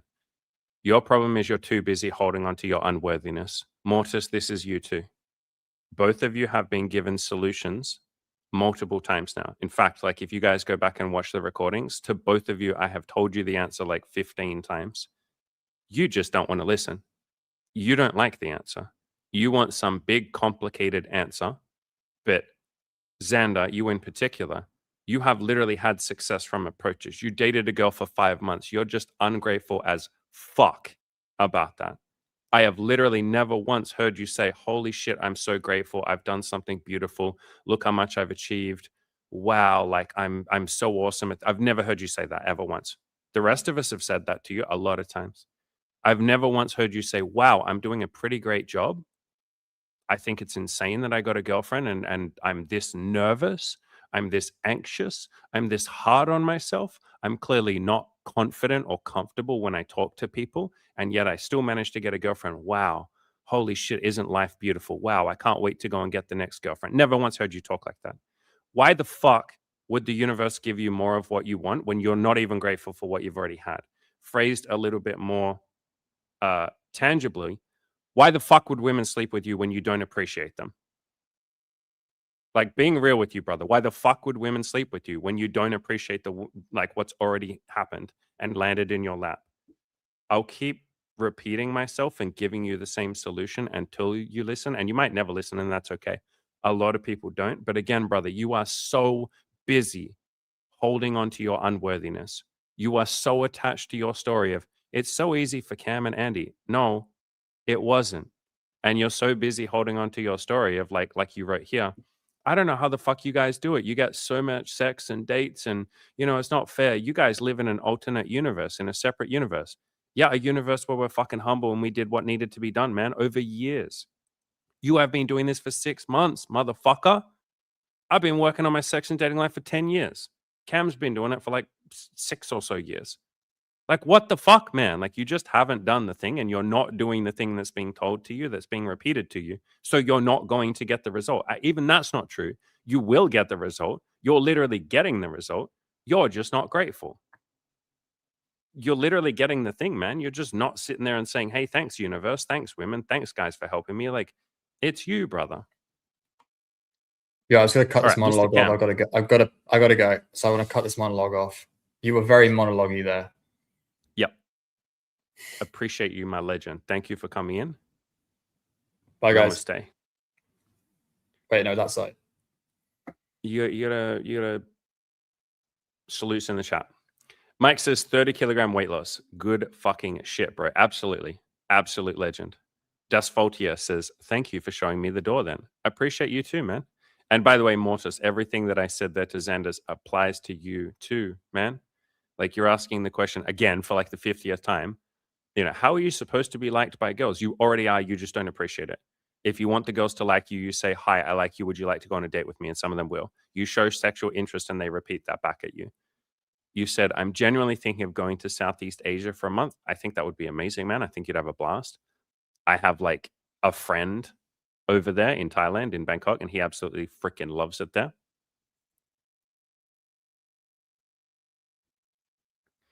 Yeah, Mortis, you say, I mean, to be fair, Xander probably just wants consistent solutions. Yeah, and I get that, you guys, but like, there's only so many times I'm going to repeat myself. And if you guys don't go out and do that thing, then what do you want me to say? Like, what advice do you want me to give? You keep asking for solutions. I give you the solution. If you don't then take action on that, I'm just going to say the solution again. My solution for you, Mr. Xander, is appreciate what you've already had, sit down and actually be grateful for it, and then you will get more. And in the meantime, work on being a little bit more calm, a little bit less anxious. Like I would literally go to like a therapist and work on your anxiety, like your nervousness and your anxiety, or I would take improv classes or stand up or just get some friends and practice with them. Like that is the tangible step that will help you with your approaches. You're very nervous, you're very anxious, and that's very okay. But like that is the thing that will make a big difference. You know, you said before, how come Andy and Cam get all of these results? Number one, because we've been working on it for like, 10 years. Like that's why I was not getting great results at the start. And then second of all, because I'm calm and chill around women. I'm not like anxious. I'm not an anxious mess. And like I told you that makes a huge fucking difference. Mortis, you too, brother. You literally are already liked by a lot of women, dude. You keep asking the same question over and over again. Like, how do I get women to desire me? Like, I've given you answers. Chad has given you answers. Like, Mike has given you answers. We're going to keep giving you answers, brother. You got to ask women out. Like, what the fuck are you talking about? You said, you're telling me there's no solution other than talking to hundreds of women until someone likes you. Yeah, no shit. Yes. Yes. What do you think I've done? Like, how many tens of thousands of women do you think I've hit on over the years? Literally tens of thousands. How many people have I offered my coaching to? Literally tens of thousands. Not everyone says yes. Most people don't. Some say yes, and then those are the people you spend time with. You guys have this idea that there's some way to make this easier, and there is, like improve a little bit and all of that. But like, you guys are just avoiding like doing the thing. And Xander, you're doing the work, but you're not doing the work on gratitude. You are 100% procrastinating the work on being grateful. You're like, absolutely, even maybe that's not fair because you're doing some work on it, brother. But like, there's more that you could do, right? So that is what I would spend my time on. And Mortis, for you, I would spend my time actually asking women out instead of just hanging around them and hoping that they'll find you desirable. And then appreciating for both of you the results and the wins that you're already having because both of you have had things you can celebrate. You're just not celebrating it. And then why the fuck would women spend more time with you or give you sex or relationships if you're ungrateful? Like, do you guys want to give something to someone who's not grateful? Hell no. So why would women? Mr. Dasfaultia says, there was one video where you shared an experience asking out your neighbor a few months ago. Oh, the woman with curly hair. Yeah, funnily enough, I've never seen her again. 2 weeks ago, I approached a cute girl at a register complimenting her tattoos. Amazing, dude. In the parking lot, I've been contemplating if I should go back and I record your video, and I thought, fuck it. I went back. Beautiful. She politely said she's in a relationship. Even while standing there with people in line, I felt great. Legend, man. Beautiful, dude. You said we can all learn small pieces from your guidance in our own ways. That's so cool, man. Yeah. I It's funny that when you just like share stories and stuff like that, sometimes people will just take one little sentence that you said and they'll go and like have some big massive win and you're like even you just telling this where you said, "Hey, there was a video where you talked about asking your neighbor out." If you look at what I just did, I was like I had to think about it for 5 seconds. I was like, "When did I say that? Which neighbor?" Oh, the girl with curly hair. He probably means her. So like it's kind of cool, man. I'm really grateful that I can just sit here and hang out with all of you and like sometimes you'll just randomly be inspired by something. Yeah. So Mortis, you say it's just not fun, it's frustrating. Yeah, but being frustrated is part of your enjoyment.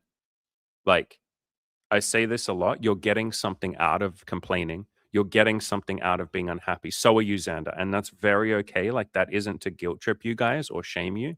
But our ego loves to be a victim. It loves to complain. It loves to be unhappy. It loves to bitch and moan. Like, there's almost nothing more rewarding for most people than being unhappy and complaining.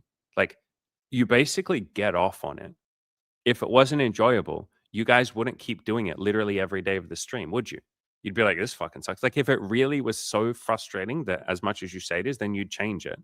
You'd be like, fuck this. Like, you just get to work.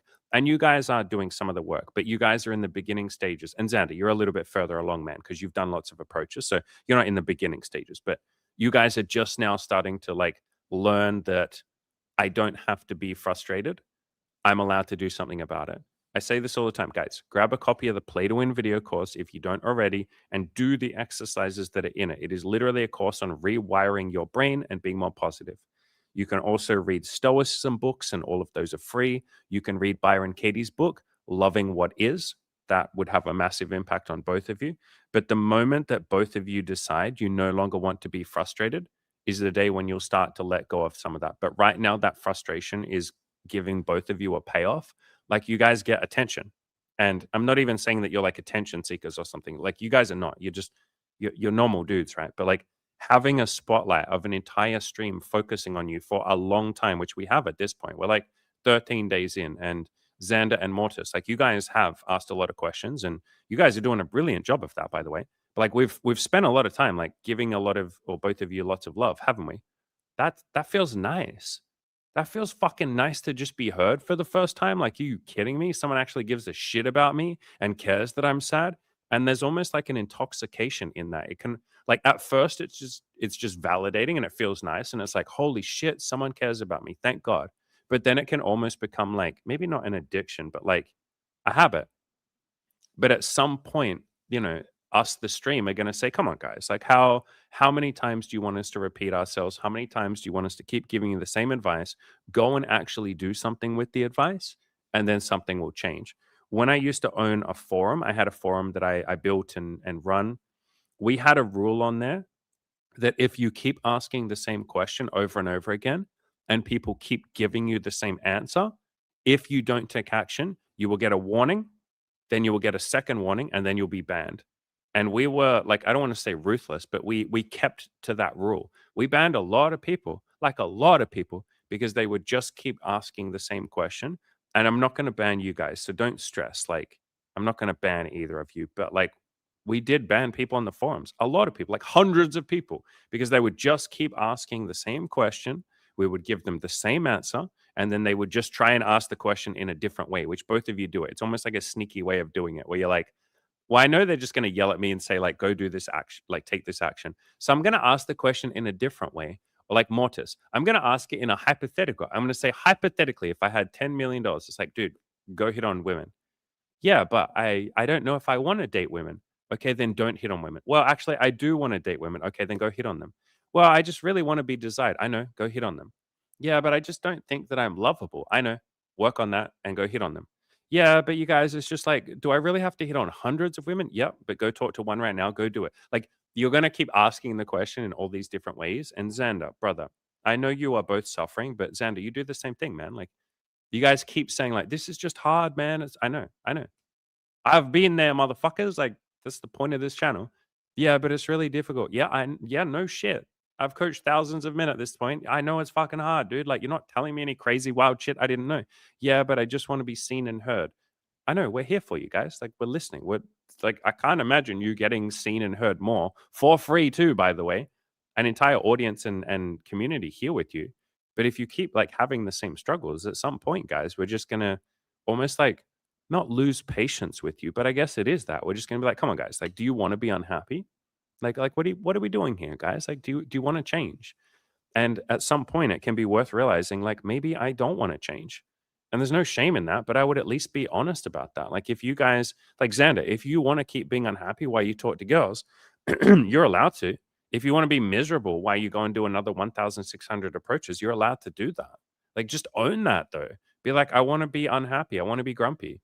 Mortis, if you just like want to keep moaning about how women are difficult and why don't they desire me, like maybe you want to complain about that for the rest of your life. Just own that shit. Be like, yeah, for some weird reason, I like to complain a lot. And it's just because you're human. That's what humans like to do. But it's not helping you guys. Like, it's not getting you guys what you want. I did a video on this. If you just search on my channel for complaining, and I said complaining is a short-term solution to a long-term problem, and complaining doesn't really help you. And I talk about like what to do instead. And in this video, I talk about how there's no shame in it. Like, you're getting something out of complaining, both of you, and anyone else that complains a lot. You're getting something out of it. You're getting attention. You're getting a little, which can feel like love, like having people listen to you, even if they're kind of like losing patience with you. That still feels like love. It feels a little bit like, hey, this person's at least listening to me, and that's validating. But it isn't necessarily helping long term, guys. Like, you're just negative. Both of you have a very, very negative mindset. That is what is holding you back more than anything else. I know you're both doing the best that you can, but work on the stuff that I've talked about. Xander, you beautiful human being. You say, Andy, I'm sorry.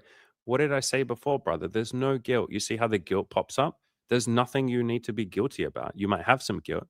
There's nothing to be sorry about, man. You say, I can't force my feelings. Of course not, but you can choose the action.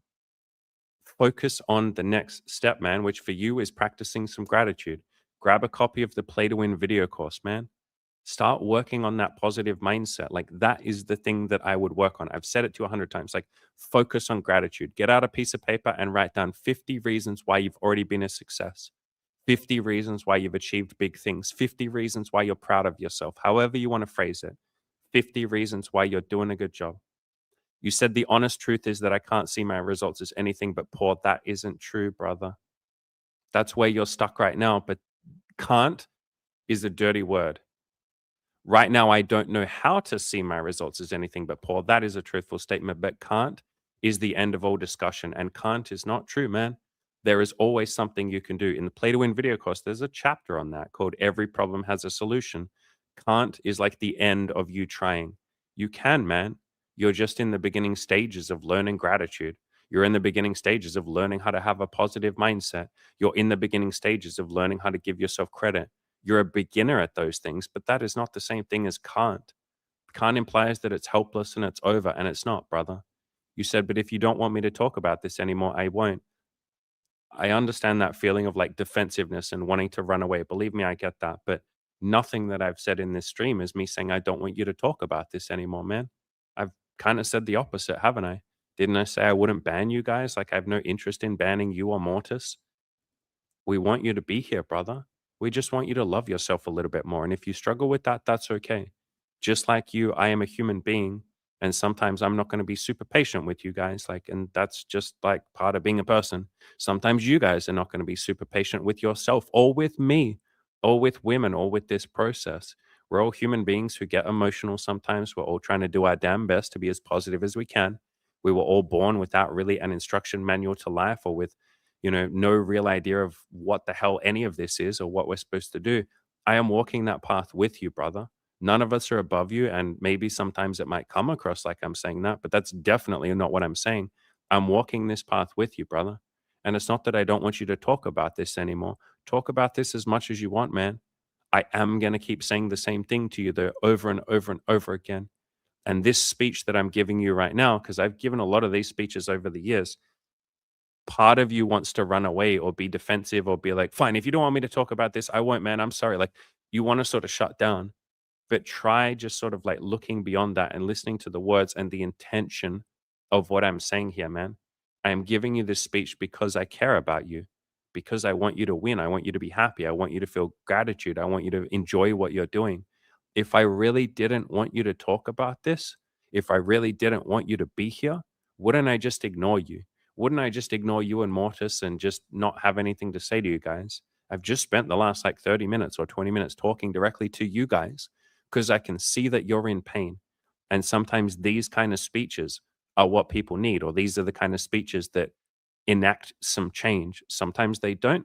Sometimes I'll give a big speech like this and it will just result in a little bit of defensiveness or a feeling of like, fine, if you don't want me to talk about this, I won't. Like, that comes up sometimes. But I've had enough of these big, beautiful speeches where the person goes, thank you, man. I think that's what I needed to hear.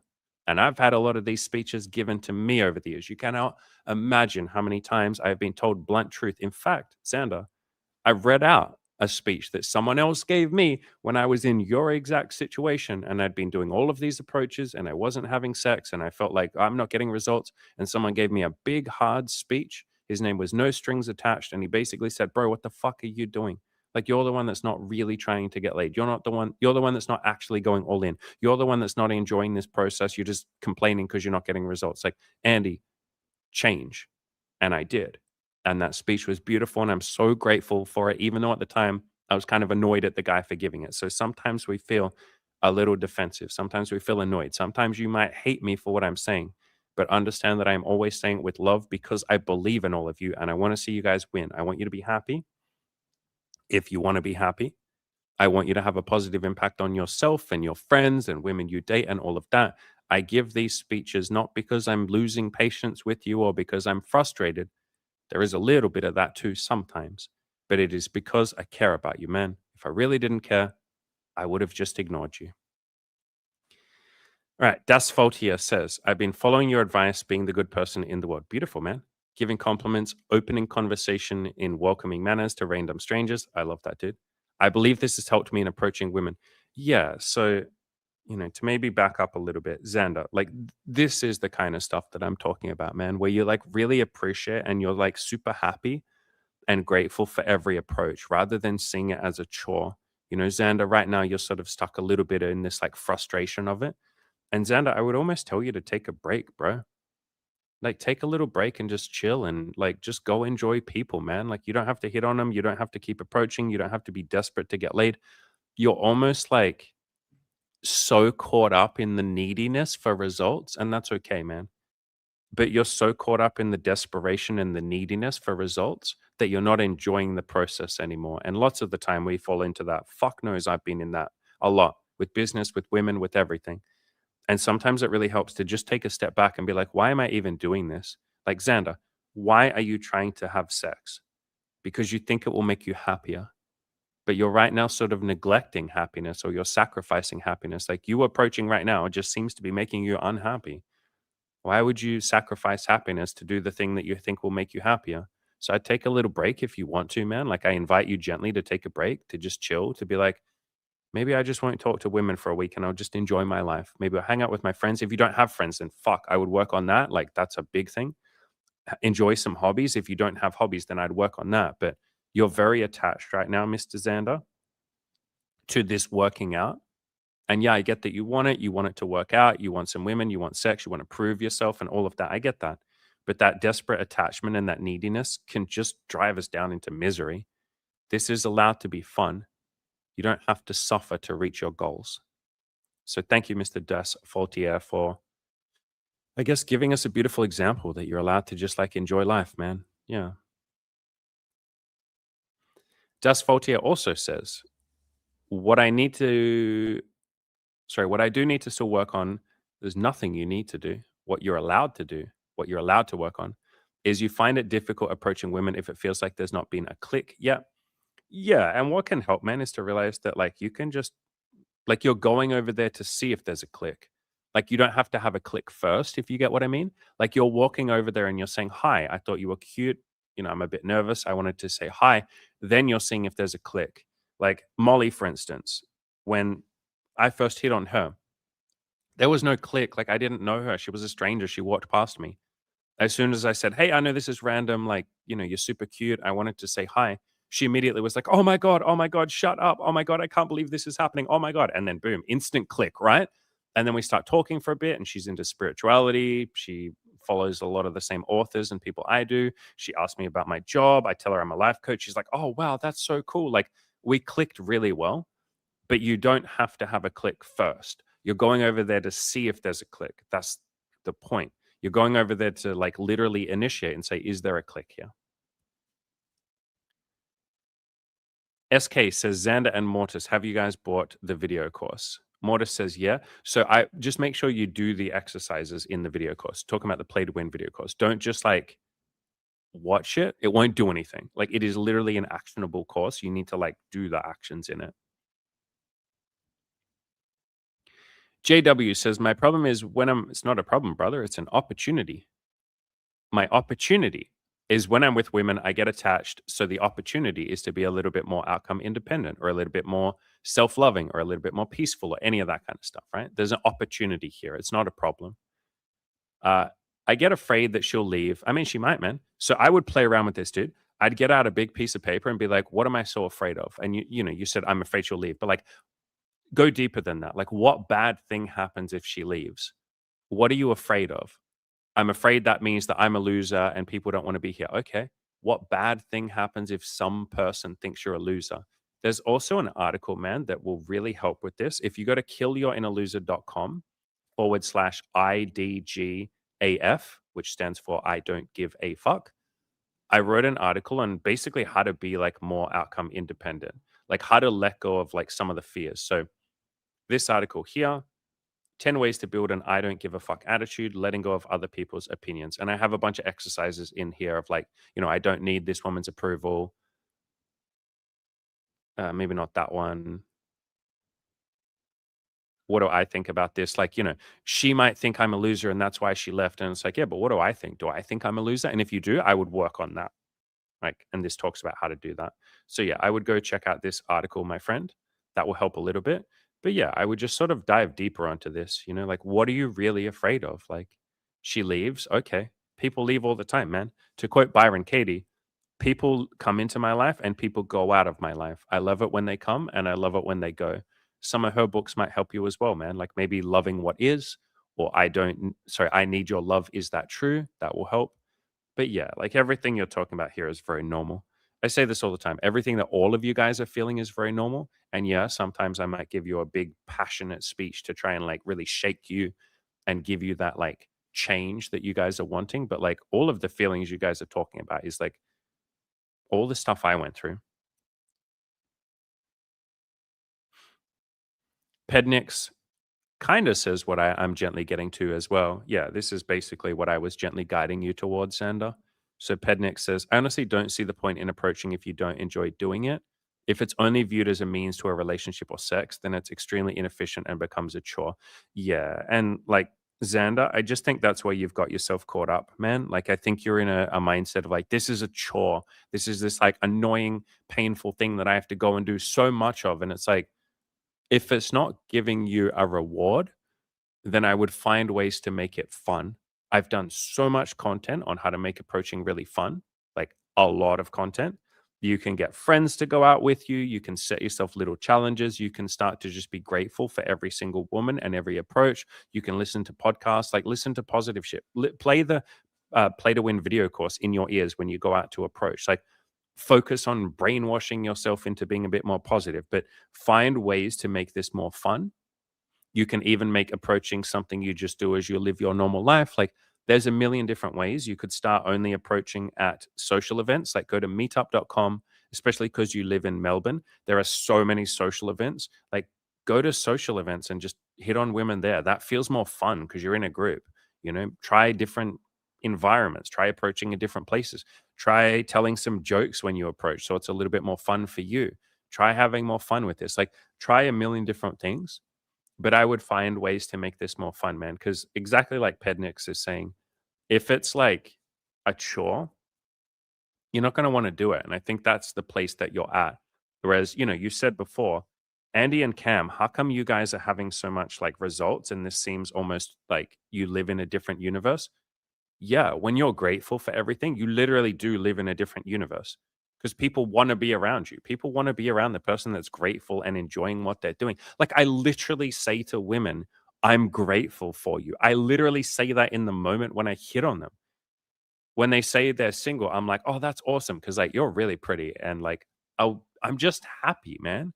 And that is like literally a different universe where everyone seems to be magnetically attracted to you because you're fun and exciting and grateful and happy to be around. Every moment that I'm talking to a woman, I will literally say things like, hey, I really appreciate your time. Like, thank you for talking to me. And she's like, wow, holy fuck, I want to spend more time with you because you're making me feel good. You're telling me that you're grateful. So I do literally live in a different universe than you, man, essentially. Like, we were talking about like God and Jesus and shit like that earlier. Like, Jesus was the motherfucker who said, like, basically, if you follow my rules on compassion and non-judgmentalism and gratitude and all of that, the kingdom of heaven will be yours. Essentially, not you're going to go to heaven when you die or some shit, but like you literally walk around living like you're in heaven. The way that you phrased it, it feels like you're in a different universe. Yeah. Yeah. You know how many people have signed up for my coaching because I'm just grateful for them? Because I'm grateful for all of you, because I just like being here with you guys. Do you know how many women have slept with me because I'm like, I'm grateful for you. I'm having fun. This is so nice. Like, I hit on them and I'm just like enjoying every millisecond, including when they say, no, thank you. I have a boyfriend. I'm like, beautiful, man. I hope you and your boyfriend have a great relationship. That's so cool. Or if she's like, I'm engaged, I'm like, oh shit, girl. Like, no way. Like, show me the ring. And she's like, there. And I'm like, holy fuck, that's beautiful. When are you guys getting married? Oh my God, I'm so excited for you. And she's like, oh, well, okay, well, we're going to get married maybe like next year. I'm like, that's so amazing. Oh my God. Like, tell him I'm proud of him. I'm proud of you. Like, oh, it's going to be beautiful. Like, every single step of this, I am enjoying. And don't you think when I have interactions like that, and she's like, oh my God, you're so sweet. Like, thank you so much for wishing my boyfriend and I, like, you seem to really genuinely want me and my boyfriend to be happy. Thank you. Please go talk to more women. And I'm like, hell yeah, girl. Of course I can. Of course I am. I'm like buzzing. Like, every single second of this is enjoyable.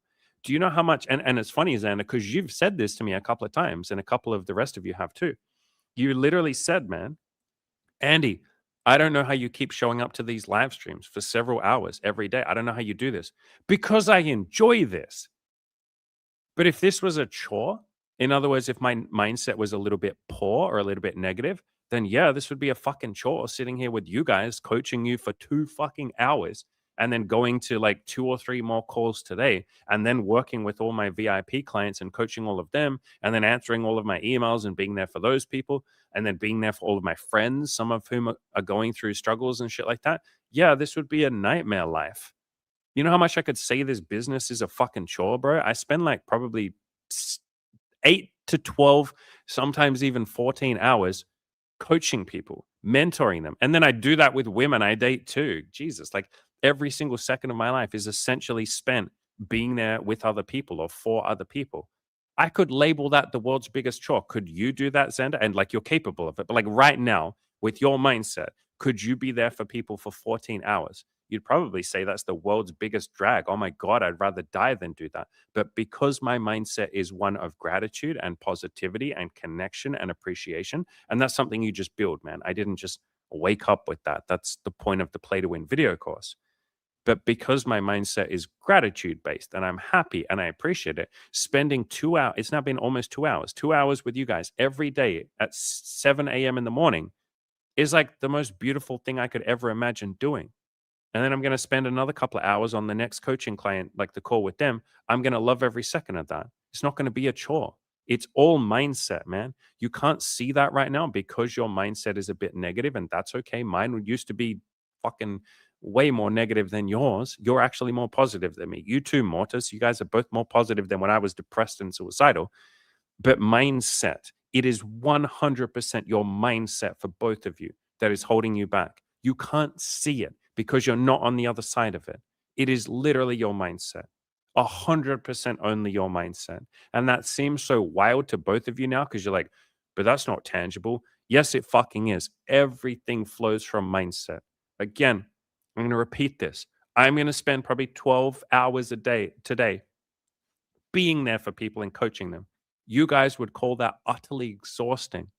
That would be like death for both of you.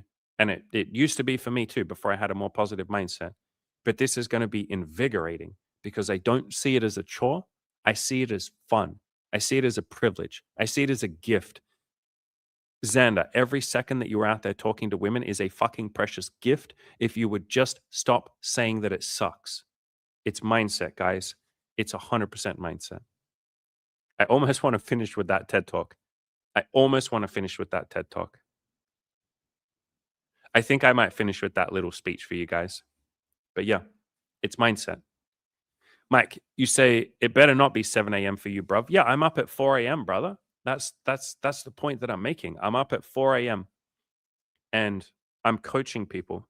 Like, I go for a little walk in the morning. The sun starts rising. I go sit in a park and I just coach all of my clients. And then I start these calls at 7 a.m. and it's about 9 a.m. now. I'm going to take a little break and get some food, maybe go for a walk. And while I have that walk, I'm going to coach my people via voice message. I'm going to be there for my friends. I'm going to then do another couple of coaching calls. Every second of that is bliss. It didn't used to be. I used to call it the hustle and the grind. And I was like, I'm grinding on this business, like that alpha male, stuff, like the Andrew Tate or the David Goggins. Like, you got to grind, you got to hustle. It's got to be hell in order to build your business. You got to be suffering. That was miserable. It's fucking miserable being there for people for like 12 hours. I felt so attached to the outcome too, Xander, just like what you're talking about. I've done videos on this. I did a video called My Neediness with You guys, my audience. So just search on my channel for the word neediness, and I talk about all of this. But I felt so entitled. I was like, why the fuck are these motherfuckers not giving me more money? I should be rich by now. I'm up at 4 a.m. busting my ass. Where's my fucking things that I'm owed? The same as you, Xander. Like, you're essentially in that same headspace where it's like, I'm putting in this work. I'm owed this shit. Why the hell am I not getting what I want? This isn't fair. I felt like that. It was miserable. But when I switched to start being more grateful for stuff and just appreciating the journey and being like, you know what? It's cool that I get to grind. Isn't it nice that I get to hustle? Like, Xander, you live in the world where you're allowed to go outside and hit on 1,600 women with no negative consequences. Do you know how many human beings in history could not say that? Could you say that in any fucking Islamic country? Hell no, you'd be probably killed if you go and hit on 1,600 women.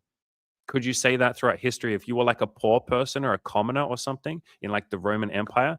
Like, no, you wouldn't be going out and cold approaching. Like, people would stab you for talking to their girlfriend or for even attempting it. You would have had STDs and shit if you even attempted that. So, like, you couldn't. We live in such a beautiful time, in such a beautiful era, in such a beautiful country. You live in Melbourne, for fuck's sakes, which is like a beautiful city, man. And we're just so busy suffering in paradise. Again, life is a fucking gift if we would just stop saying that it sucks. Just for half a second, stop saying everything sucks, and you'll be like, whoa, life is kind of cool, actually.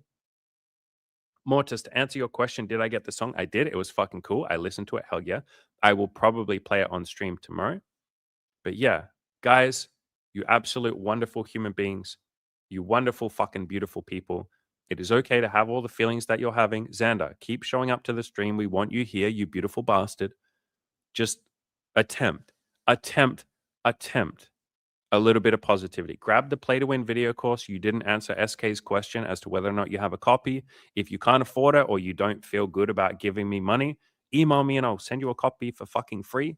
But absolutely go do the Play to Win video course. Focus on the positivity. Read a bit of Stoicism. Read some Byron Katie, for God's sakes. Like, loving what is like absolutely beautiful. Xander, I know you beautiful bastard. You want to withdraw inside yourself. I can see it, man. You say, guys, I feel like I shouldn't have said some things. I won't talk about this anymore. I'll just swallow it and carry on without complaining. Literally the opposite of what everyone said. The opposite, but I understand that feeling of wanting to just be embarrassed and crawl back inside yourself and be like, fine, guys, I won't say it anymore. The opposite, brother. That is the opposite of what we want for you. We want you to show up and tell us how you're feeling. We're just also going to get you to focus on positivity. And what you've written here is not really the solution, man. This is you literally saying, you know what, my ego wants to keep being unhappy, so I'm just not going to tell you guys about it, which is just going to make you more unhappy. We want the opposite for you, brother. We want you to be positive and happy and loved. We want you to focus on the Play to Win video course, dude, not to withdraw inside yourself and be like, all right, guys, I know what the solution is. I'll just suffer in silence. Like, do you see how like our egos can get very attached? Our brains get very attached to suffering. And when someone tries to help us with it, which is what we've just spent the last like hour doing, Xander, because we love you, brother. We love you. We've tried to give you love and advice and wisdom and fatherly love and brotherly love and a bit of tough love sometimes, but then we back off a little bit and give you just nothing but love, which is what I'm doing right now. And you're wanting to just withdraw and say, no, guys, I'll suffer in silence. You're allowed to. We cannot stop you suffering from silence. Byron Katie has this quote that I love. She says, who am I to take someone's hell away from them? This might be a case like that, but brother, just know that we love you. We're right here with you. We don't want you to just suffer in silence and push down the frustration and push down the pain. No, brother. What if you did what I said? which you haven't even once said that you will do, which is focus on the positive. Learn to be a bit more positive. Learn to be grateful. Practice some of that. Grab a copy of the Play to Win video course or ask me for a free copy. Any of that stuff, brother. But I'm not seeing any of that from you. All I'm seeing is I just want to suffer by myself. So we're not going to take your hell away from you, but we do love you. We're not going anywhere. You don't have to go anywhere either. You're here. We're here. It's all good. Mortis says, Xander, I think Andy is just a bit frustrated. Like, yes and no. Like, you guys aren't that unique that you would really deeply frustrate me. And even when I give you a big, passionate speech like this, you guys have no idea how many speeches like this I've given. This is like the 100,000th speech like this I've given. So I promise you don't have to stress about like, oh shit, I'm too much. I'm frustrating. I'm annoying him. Oh no, I broke the man who's peaceful and stuff like that. No, guys, like there's like the fucking 1,000th speech like this that I've given. Even people like David Hawkins and Byron Katie and Mother Teresa would give like a passionate speech sometime.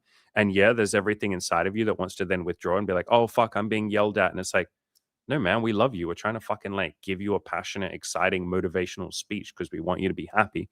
We want you to be win, dude. So as Chad Broman says, yeah, guys, like you can learn to enjoy the approaching thing. After each approach, just say what was good about that or what are you grateful for? Yeah, this is what I do in my coaching program. I get all of my clients, some of whom hate approaching, just like you guys. They're in that stage of like, this is suffering. I get them to say just one reason why they're grateful after every approach. Like she says no to you. I'm grateful that she took the time to talk to me. And you say that out loud to her. And that really radically changes all of this because now it no longer feels like a struggle or like pain or suffering or a chore. It actually starts to become its own reward. And if approaching is fun and its own reward, don't you think you guys would easily just do 10,000 approaches and not even give a fuck? You'd be like, this is fun. Like, again, do you guys know how many people I've coached over the years? Can you, like, if we were to run the maths, like I'm telling you, I do about 10 hours of like being there with people a day, 7 days a week. Like I don't really take time off because it's fun, it's beautiful, it's exciting. If we did the maths on that, the number would blow your fucking mind. It'd blow my mind too. Probably scare me to look at that number. It'd be like, I don't know, 10,000, 100,000. I don't even know. Someone do the maths after this stream. 100,000 hours of just being there with people. That could feel like a chore, couldn't it, guys? But because I've learned to enjoy it and find gratitude in every moment and appreciate you guys sharing, like Xander, I'm so grateful that you're brave enough to share this shit, man, and take up like 45 minutes of us just talking about you. That's got to be intimidating, man. That's got to be scary. It's got to feel like, you don't deserve it or there's too much spotlight on you. But like, I can be grateful for that and appreciate your bravery. That makes these 10,000 or 100,000 or whatever hours it is fun. I enjoy this. I want to be here. How the hell do you guys think I would do daily live streams for several hours a day of me basically just nonstop talking for 2 hours? Nonstop. If I didn't enjoy it, God, I would like bitch and moan about you guys. I'd be like, this sucks. Like, this fucking sucks. Like, yeah, because I enjoy this, because I appreciate it, because I like being here, I'll do this until I die, man. I'll be doing this for another fucking 100,000 hours. So, Xander, I would find some ways to enjoy this, dude. Like, and yeah, what you said here, you said, I'm not like storming off bitterly. Yeah, I got that sense. I got that sense. It's just on a deeper level. You're seeing it as a chore right now. And so, what we would like to do, man, is we would like to help you. And maybe this requires a few more ongoing conversations. We got to brainstorm tomorrow or something, but we're going to help you if you want us to, if you're willing to let us. We can help you find ways to make this really fun. Like approaching is allowed to be this enjoyable thing where you literally say, you know what? I don't even give a fuck if they give me a phone number or not. I don't care if I get laid or not. And that is the moment where you will, ironically, get laid like fucking crazy. Like you guys know this shit. There's a word for this non neediness or outcome independence. Every fucking alpha male and dating coach and pickup artist and all of those people, every man goes on and on and on and on and on about outcome independence. You, Xander, have just gotten caught in the trap of like extreme outcome dependence. Like you are unbelievably outcome dependent. It's causing you so much pain. It pushes women away because it just comes across as like this sad desperation inside. Even if you fake it and hide it and all of that, that is not the same as being deeply grateful and happy and peaceful. Molly, one of the women I'm dating right now, said it to me best. She's like, when you first hit on me, the reason why I gave you my phone number was because I felt you didn't need anything from me. I got the sense that you would have been absolutely okay if I said no. That made me want to say yes. One of the other women that I'm seeing right now said the same shit. She said, I get the sense that you didn't need to have sex with me. And if I hadn't slept with you, you would have been absolutely happy. Like, guys, you know that outcome independence is a thing. That's why everyone talks about it. You know that non neediness makes a huge freaking difference. You guys just can't see what that's like because you haven't quite been there, or maybe you've had glimpses of it, but that's very different from like really, really embracing it. So that's what I'd work on, man. Like that's why I say gratitude, or if you want to call it non-neediness, like that will help. You're doing a lot to work on it, Xander. Like you're not starting with zero non-neediness. You've already made some steps on that, but I'd work on that next. Also, before we finish up, that's Faultier, 20 memberships. Bro, thank you. I got gift subs, as they call it on Twitch. Dude, thank you. Gift chat, right? Phoenix. Phoenix comes out of the woodwork. Phoenix has only said 2 things this entire stream because he's been practicing his quietness, which, by the way, Phoenix, you did an amazing job. Comes out of the woodwork to say gift chat. Mortis says, you legend. What the fuck? Brother, how much did that cost? Dude, I don't even know how much my memberships are. $2, $5? How much money did you just donate, you fucking legend? Also, how does that work? How do I give those to other people? I know how it works on Twitch. It's just the next people that sign up get it. Does anyone know that they can sign up for a membership? If any of you want to sign up for a membership on YouTube, you can now because this motherfucker like donated. Dude, thank you, brother. We love you. Let's get some. I don't want to just get salutes in the chat. I want to get. I want the 2 people hugging in the chat. I want that emoji. I'm gonna go find that emoji. This one. That one. There you go, brother. We give you hugs. Much love, brother. I appreciate that. You're an absolute legend. Dude, tomorrow when you come to the stream, if you want something nice from me, you just ask, brother. Like you want to jump on the stream and get a bit of free coaching for 20 minutes or 30 minutes, bro. Jump on there. We'll give you some free coaching or something, man. But I really appreciate that. Thank you. It's not just the money, obviously, but like it's what that means. It's your gratitude. You've already been giving me tons of gratitude on today's stream. So thank you, brother. That really means a lot. I feel kind of a little bit funny that we're about to fucking finish up now and say goodbye. But I guess what a beautiful note to end on. So thank you, man. Let's get some salutes in the chat. And don't salute me, salute this legend. Salute this fucking legend, all right? Absolute legend. Also, Das Faultier, you say, I truly hope you have an amazing time with your people close to and during the people that you're close to during Christmas. Yeah, do you know where I'll be on Christmas, motherfucker? Here with all of you. I will be with the people that I'm close to during Christmas, all of you motherfuckers, and we're going to have an absolute blast. And last year on Christmas Day, it was one of the busiest days. I actually wasn't sure if anyone would come, but a bunch of people did. So let's get the salutes in the chat. Give Das Faultier the salutes that he deserves. Much love to all of you. I will see you all tomorrow. And Mr. Xander and Mr. Mortis, I want this to really land. Guys, we fucking love you. I know that tough love can sometimes be just that, tough. It feels like rejection. It feels like you're being pushed away. It feels like you're being judged. It feels like the person is losing patience with you. It feels like you've been told that you're bad or that you're doing something wrong. It feels like you're not being seen. It feels like you're not being heard. It feels like you're not really being listened to and they're just yelling at you. I get all of that. Believe me, I've been on the end of so much tough love in my life. But the only reason that someone would give you tough love is because of the last word in that phrase, love. We love you guys. We want you to succeed. You are very much allowed to be here, and we can't wait to see you guys tomorrow.